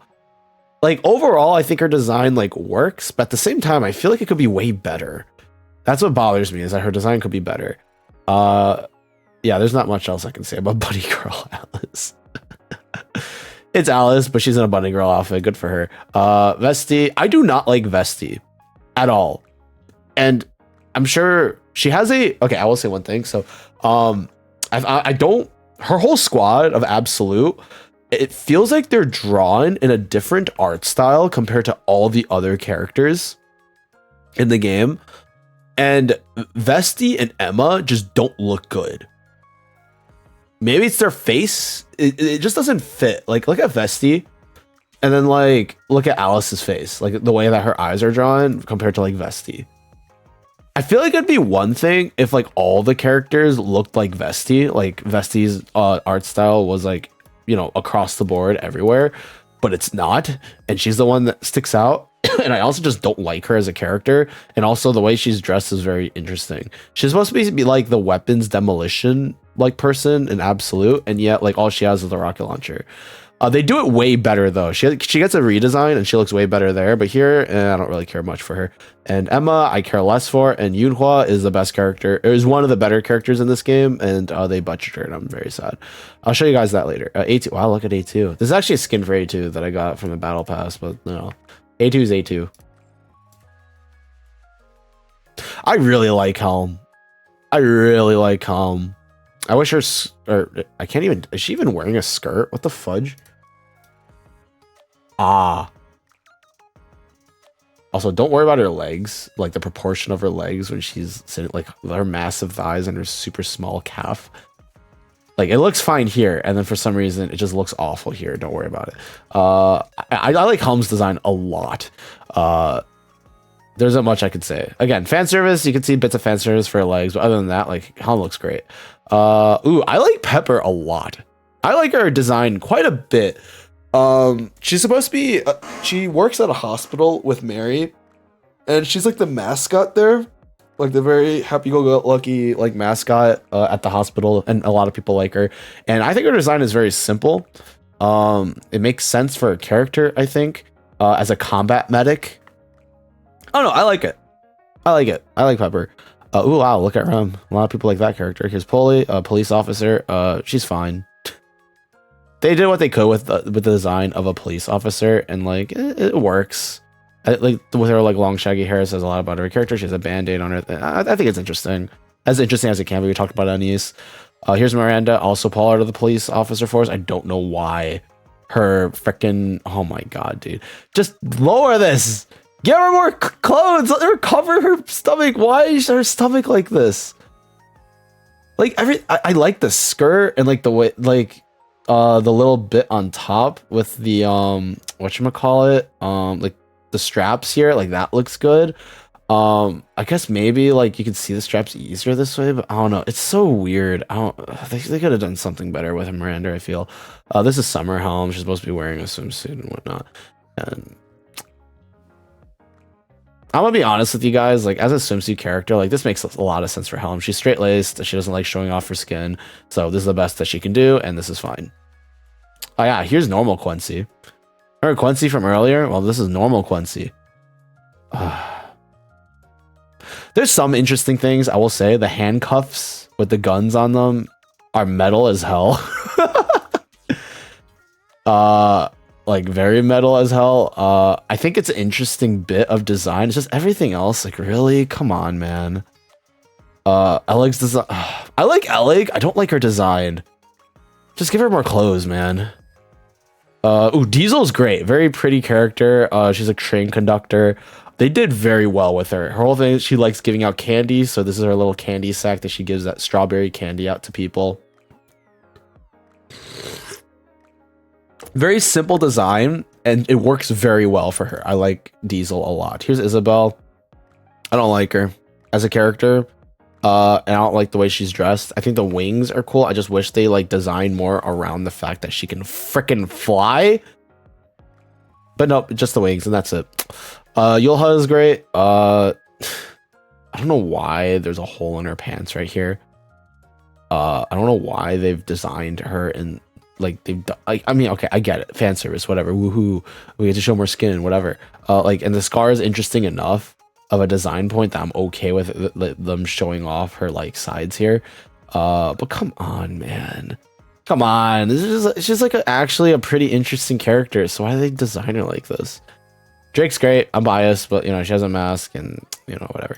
Oh yeah, I forgot about Kilo the mech. There's a chick in there, by the way. Yep, there's a chick in there. Bunk. There's not much I can say about Kilo, honestly. This is an interesting character. I don't know. Here's Brid. Brid's great. Yeah, I actually do like Brid's design overall. She's also like, she works at the train with Diesel. She's fine. Maiden, I do like Maiden's outfit quite a lot. Very makes sense, I think, overall, with how she is as a character. She's great. Solian, remember the character I said that sometimes they had a bug where she would just execute your own characters? This is her. And also, I think her design is great. She looks awesome. Solian looks great. I actually like her design. Very simple, simplistic, makes sense for a character. Solian looks great. I like her.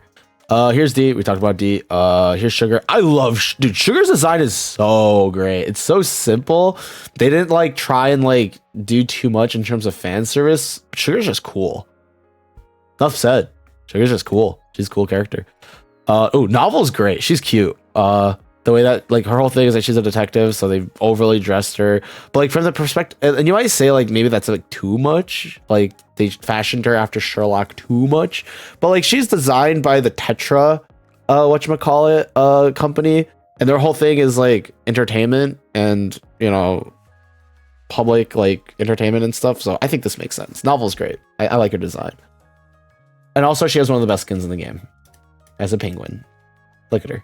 Look at her. Isn't she adorable? Yeah, not like Novel. Novel's great. We talk about Ruby. I think her design is fine for her character. It may not appeal to me, but I do think it's interesting as like she's a fashion designer. She loves shopping, going around shopping and doing stuff. She likes looking good to people. Like it makes sense for her. Ooh, Viper. Ooh, ee. This is basically a fan service bait for this game. She's super popular. A lot of people like Viper. Me personally, if you couldn't tell, I'm not the biggest fan of her. I think she's an interesting character. And the way that she's like everything about her like makes sense. Like the way she's dressed makes a lot of sense. The way that she like carries herself makes a lot of sense. Yeah. I think she's a good character. I just don't think I like her very much. But she's a very popular character. People like her a lot. Here's Dala. I think Dala is great. They've done this design very, very well. And yeah, Dala's awesome. Rapunzel. This is old Rapunzel, or like the old version of her. It's fine. It's not as like interesting as her current design is, but I guess that's like kind of the point. She's supposed to look a little bit more classic here, so I'll take it. Ah, yes, Emma. As you can tell, once again, for some reason, the art style seems to like change once we hit the absolute characters. It's very strange. I don't know how I feel about it, and also I don't like Emma, so I'm very biased. I think the way she's dressed is fine, but I just don't like her. So Here's Folkwang. I don't like her. Her whole thing, I think, it was like just to make a comedic, like fan servicey character. And moving on. Sakura, I love Sakura's design. It's awesome. Sakura's awesome. She is small white. As people call her small white. It's great. I like her a lot. I like small white a lot.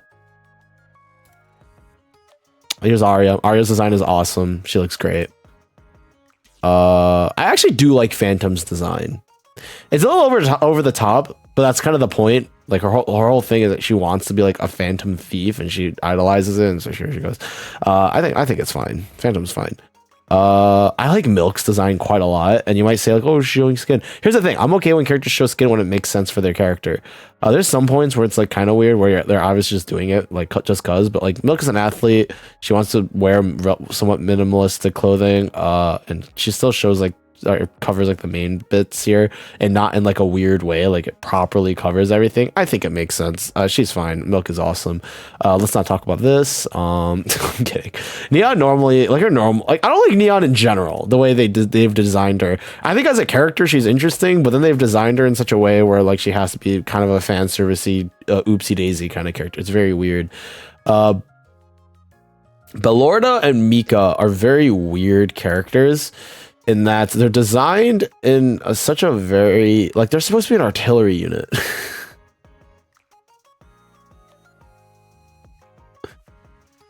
And from that perspective, it makes sense. But also, they don't act like it, and you never see them act like it. So it's very strange, but I think they're fine. I like Epinel's design a lot. There's not much I can say. Rosanna's design makes a lot of sense for her, honestly. Yeah, there's not much I can say. Rosanna's great. N102, I talk about her. She's very simple in terms of like her actual clothing and stuff, but it makes sense, I think, for her. I'm biased. She's great. N102 and is awesome. Signal. I like rarely have to think about this character because she's not really good, and I never really see her ever. Now that I'm actually looking, honestly, this is probably the first time I'm actually looking at her, like looking at the way that she's designed. And I'm gonna be honest, I like the way that Signal's designed. I don't really like her as a character much, but like design wise, like she doesn't like her whole thing. Like is that she's recon. That's Signal's whole thing is that she's recon, and like has ways to like transfer information back and forth and stuff. So the box makes sense. The knife on her side makes sense. Everything about her design makes a lot of sense, and you even see a little bit of personal flair with that little bag with the bunny on it. Like.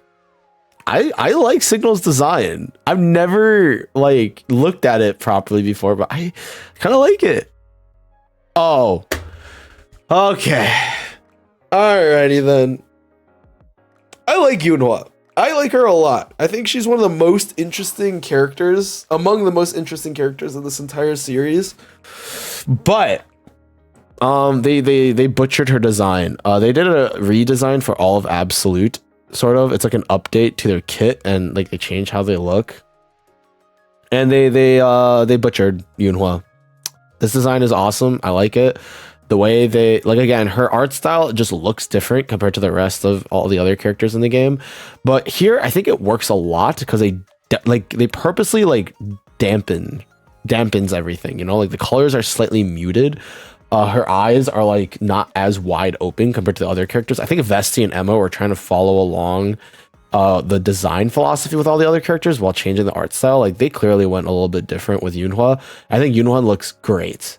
Yunhua looks amazing. And then they redesigned her, and her new update looks awful. I hate it. But yeah, Yunhua design wise is great, but she sucks. So, or as a character, like as a unit in the game, she sucks. Frima makes sense for a character. I think she's fine. Nothing too special. There isn't much I can say about her. Here's Rappi. I talked about it. Like, yeah, as a military character, it kind of makes sense, but like, why is she not wearing a skirt or like anything there? Like, it's so weird. I don't get it. Ludmilla is great. I think she's interesting. We talked about her. Rosanna. Oh my god, let's not talk about that. Trony. I don't even know what to say about her design. Like, it's so weird. There's a lot going on. Oh yeah, here's Sin.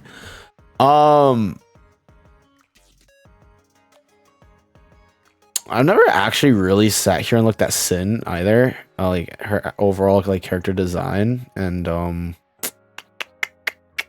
don't know how I feel about this overall. I think her coat is really interesting. The one that she's not properly wearing, like the mask, is obviously like the biggest like thing in terms of her design. I don't know why she has the ears on top of her head. I don't know how I feel about this. I will come back later. Oh yeah, freaking war dress, dude. This squad is so weird. She's a BDSM character. I'm just gonna straight up say it. Like that's her whole thing, and yeah, you can kind of tell. No comment. There's nothing I can say about this character. Yeah, it's interesting. Dude, there's so many characters. Dude, how many do I have left? Can I just speedrun the rest? Because we've reached the point of like characters I don't care nearly as much about. Ooh, we're over here. Okay, I see. Oh,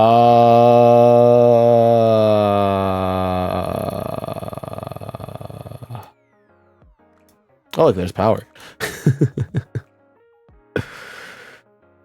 Maybe I shouldn't go through all the characters in this game. It's gonna take so long. But like, there's so many characters that like is worth seeing, even if like, you know, I don't like their design.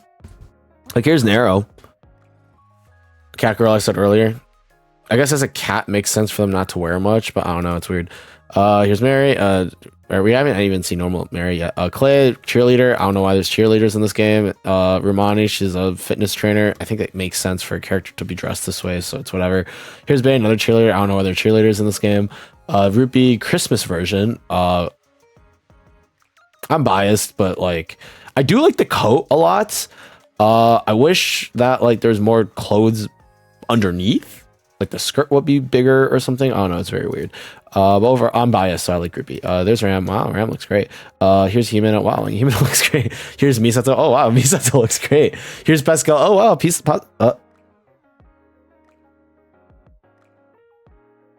why the? You guys, can you guys see that message? I don't even know if you guys can see it. Possible ban evader. Hey, Mr. Mickey _19870. If you're a real person, can you say something else in the chat, or are you actually just a bot?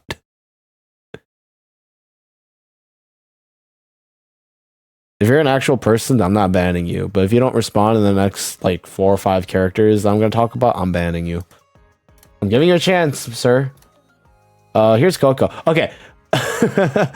So she's a maid, right? She's a leader of the maid a squad. But here's the thing that really makes her character for me. Her umbrella is a gun. Come on. Come on. Isn't that not freaking cool? This is cool. I think this is really cool. It says a lot about her character and the way that she reloads and like lets out that little puff of air. It like, you know, when she like brings out the ketchup because she loves ketchup. I don't know. She's adorable. I like Coco a lot.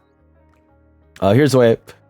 Again, like a lot of the schoolgirl characters aren't very interesting in terms of design because, you know, they're dressed in a school outfit.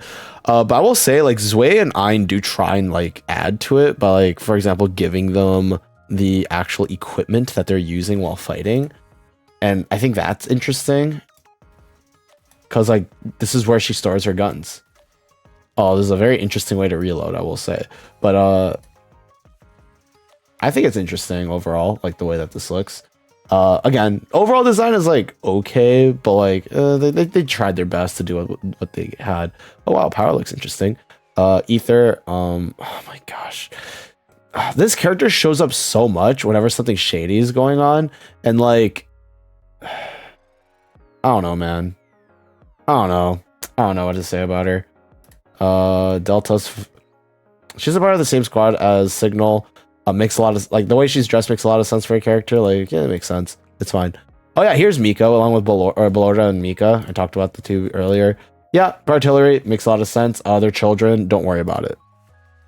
Here's Anchor, like the normal Anchor, not the maid version of Anchor. Don't ask why she's wet. I could not tell you why.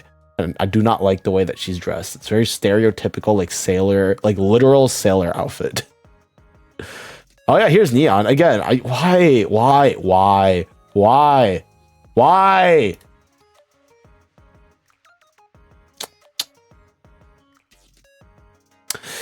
Yeah, Nihilister's cool, but like it's because of the dragon heads, honestly. Dragons are cool, man. Like, okay, all right, buddy, Mr. Mickey, you're getting banned. There you go. You are getting banned. You didn't respond. If you really enjoy my streams, you would have said something when I asked, or you would have redeemed not a bot. You can do that too. You can redeem not a bot and never have to actually say anything. Freaking lurkers. I say that like I don't like lurkers, but I respect and love all my lurkers out there.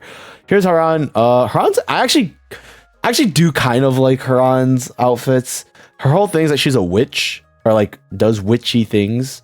And overall, like, I mean, she has a scythe, and that's kind of cool, you know. I don't know, like if they did a little, like if they actually gave this like portion of her dress, like, and it goes all the way around and covered her front too, I think it would have been cool. But nah, we don't always get. Oh gosh, freaking Guilty. I remember when I first saw Guilty's design, it was like, why? I mean, we all of us know why, but why? Like, why? Why would you? Why? Just like make her chest smaller. Like as a character, like the design itself isn't bad, but like literally it's ruined because of fan service. Like literally this design is ruined because of how big her chest is. It gets smaller, and then like I think there would be a lot more interesting things to look at here, but there really isn't. It's straight. Why? Oh my gosh. Oh, the more I think about it, the more tilted I get. Okay, let's move on. So we don't talk about this anymore. All right, here's Guillotine. Here's her hero form. The main thing for me about this outfit, like, it's cool and all. Don't get me wrong. Like, I think this outfit is cool. The whole point idea is like she's a hero. Like she's literally like in a simulation, so she's supposed to be a hero. But this, why is it so like? Why is it so revealing? That's the only problem I have with it. Like, if they just gave it more clothing, but like, whatever. Fan service game, like, you gotta get used to it. Aid looks great. Traditional maid. I'm glad they did this with one of the maids, and Aid looks awesome. Corey, she's one of the police officers. I don't know why a police officer would use a freaking rocket launcher in civilian scenarios, but I mean, there we go. Overall design, like I like the dress, like her fit, her clothing is like fine and all. I think what she's wearing is it's fine. Everything is fine. We have a child. She's a child. Crow. I think this is also the first time I'm properly looking at Crow's design.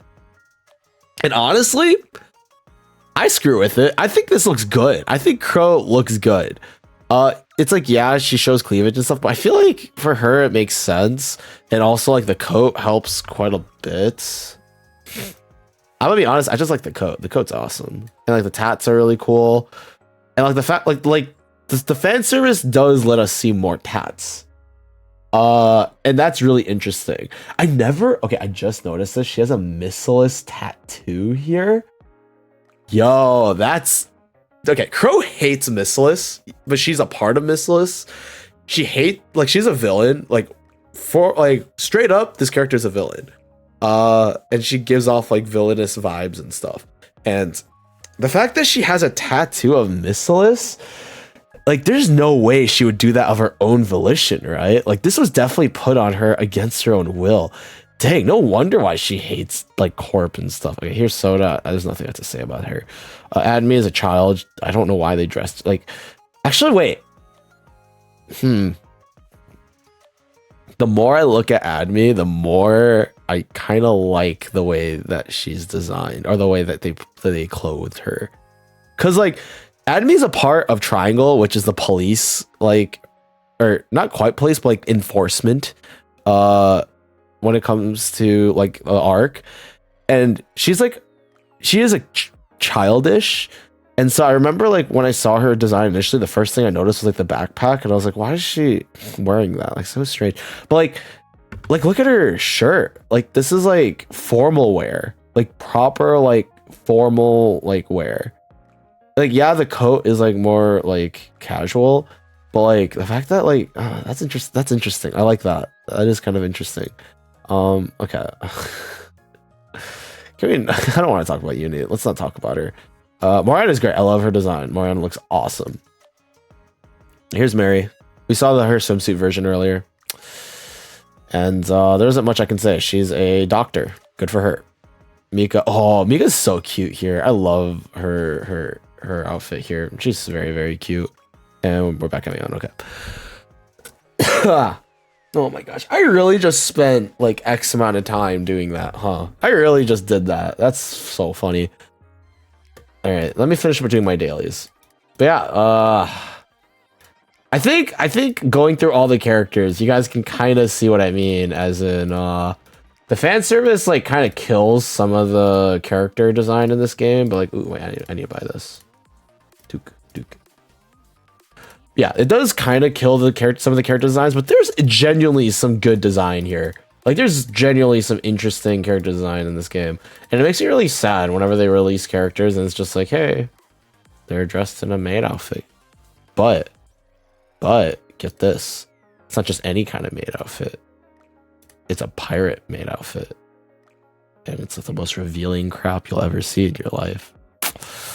I hate this game sometimes. I love this game. I both love and hate this game passionately, and it's doing things to me. It's stressing me out, dude. But like I can't stop playing because I have to wait for the next freaking story campaign drop. Because when that happens, like we're like vibing, we're chilling. All right, and my dailies are done. Well, kind of, sort of. There's a couple of other things that need to be done, like the event dailies, because I haven't done these. I don't think there's anything new here though, so I'm just gonna real quick go through this. But yeah, that's my rant. That's it. Technically. Are there more things I could maybe talk about? Probably, yeah. But like overall, like, there really isn't much. You guys want to see me do a mini game and like suck at it? Actually, this is gonna be awful because like there's like input lag here for some reason because this game is like so badly optimized on the computer. Yes, I'm doing normal because I'm literally just trying to do the bare minimum. Okay. Fish. This, and there we go. Go over there. Did I get 1,000 points yet? Not quite. There you go. And now we can leave. Cool. All right. We're good. Oh yeah, I should probably change my background now. I had this to make a point, but now I don't need, the point has been made, so I can go back to the event. I always keep this screen as like the main event banner, and this is the current main event one, which is, you know, it's fine. But some people judge me sometimes when they see like a very fan servicey character there. They're like, wow, I can't believe you like this character. And I'm like, dude, it's just because of the event. Like, leave me alone. When the next event comes, I'll take it down, just like every other thing. But yeah, this is great. I do like this one. It's cute. Doo-doo. These are all of the other characters, which I think is kind of reasonable. I said I like Dorothy's design. Dorothy is great. I said Snow White has one of my favorite designs in the entire game, and also I really like her as a character. I have Lapis because Lapis is awesome, and then I have Red Hood Roppy because I think Red Hood Roppy is awesome. All right, good job, guys. We did it. We went through everything. What a sad world I live. This is like, I can actually talk about this game for so much longer, and we're 2.5 hours into the stream. Crazy. But let me just cash everything out. Are we good? I think we are. Do I have enough materials to level up? We do. Oh yeah, leveling up sucks in this game. The way like they do currencies are like are so whack. It's so weird. I'm over it. Kind of. I'll still complain about it. Oh yeah, you guys want to watch me do a freaking whatchamacallit? A raid, sort of. I'm not actually gonna do a proper run. This is just like something we can watch in the background. All right, so that's it. That's everything. We did it, guys. We talked about the game for 2.5 hours. I did say this was going to be a little bit of a shorter stream, so there we go. We'll be go back to like playing games and stuff outside of just like playing this. So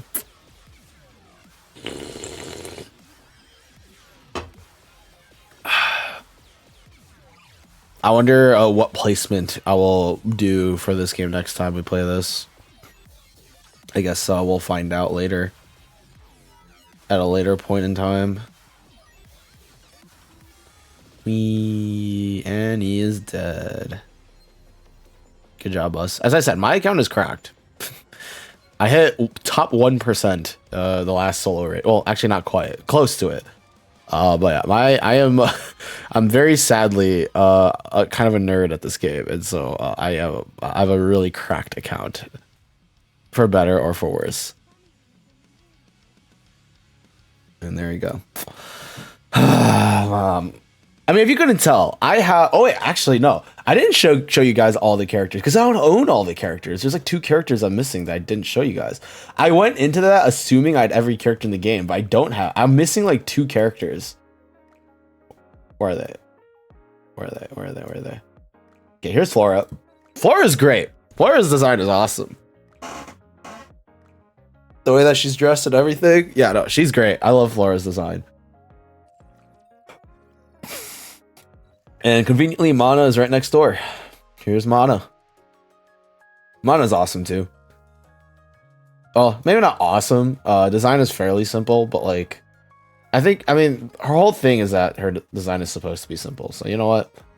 I'm not gonna complain about that. Okay, I think these 2 characters are literally the only characters I do not own. I think I literally own every other character in this game, which is sad. I'm very happy, but also it's kind of sad to think about. Yeah, here are all of the collab characters: Makima, Power, Tubi, A2, Rem, Amelia, Asuka, Rei, Mari, and then if you go down further, we have Himeno, Pascal, Ram, and Misato. And our next collab is going to be pretty soon. It's for Stellar Blade, which I think is really lazy because Stellar Blade is the other game that this game has, or the other game that the creators has created outside of Nikke. I forgot what the company name was called. I'm not gonna lie, but that's not for something for me to know, I guess. All right, that's Nikke for the most part. From like a beginner player's perspective, I guess. Well, no, from a very experienced player's perspective, but someone who also isn't like at the top, like freaking dunking this game in money. Yeah. There's only so many people who could show you this game from the perspective of someone like myself who has played this game from the beginning and have spent a decent, like, has spent money on this game and has done things and stuff. Yeah, that's it. All right, I guess we're on stream now. I guess I got that's all, folks. Oh, okay. So, final remarks on this game. This game is great. I freaking love this game. Story is great. A lot of the characters are great, barring some characters' design. But overall, I love the characters in this game. I love the stories. The events are amazing. Holy crap! Some of the events have broke me as a human being. When I first started playing this game, I was ashamed to tell people that this is my gacha game of choice. But I have grown as a person, and now I can tell people very confidently that yes, this is my game of choice. I love this game. This game is great. I have no shame now, for the most part. I think there are some moments where it's like there are some moments where I'm more on the side of like there's some things about this game just ain't it. It ain't it. But I still really do enjoy this game. I'm still gonna keep playing it. Hopefully, as the campaign, hopefully they'll release a new chapter soon because I am all caught up. I have been, and once the new chapter comes out, I will be caught up again. Because all this is the hard mode stuff, and I'm very far, or relatively far down hard mode. which really shows how how little content there is left for me to consume in this game outside of just like touching up on the raids and stuff. But I need them to release another chapter soon because I will eventually catch up in the hard mode chapters, and that's very sad to think about. Once I catch up on hard mode, like holy crap. But yeah, this is chapter 34. Not many people have hit chapter 34. Vast majority of players have not hit chapter 34, and they have to freaking look up videos on what happens in the story if they want to see what happens. All right. Oh, look, we're at 18,000 gems. That's that's 60 pulls. Let's go. Funnily enough, I already hit these two banner characters, if you couldn't tell. So that's good. I'm being awkward now because I've ran out of things to talk about. So, let's... Whoops. That's not where I wanted to play. There you go. Alright. Okay. So, that is all from me, I guess. Because this stream, the intention of the stream is so I can rant about this game and I can have this VOD somewhere out there so that yeah. So I could have that VOD out there so that I have like a way, I have like recording of me talking about my thoughts on this game so that I can revisit it like a year later and either agree or disagree with me. Although some things I think for the most part I've talked about the stuff that won't change. In terms of like specific characters, maybe I should like Emma more, but like I just don't care about her. Or Vesti. There's some characters I just don't care for.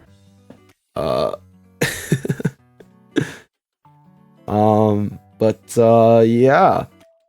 Let's see. There anyone to raid? The answer is no, by the way. Probably no anyways. Yeah. Okay, let's leave it there then. That's funny. The way that... I didn't realize how derpy I looked when I was leaning that far to the side. Okay.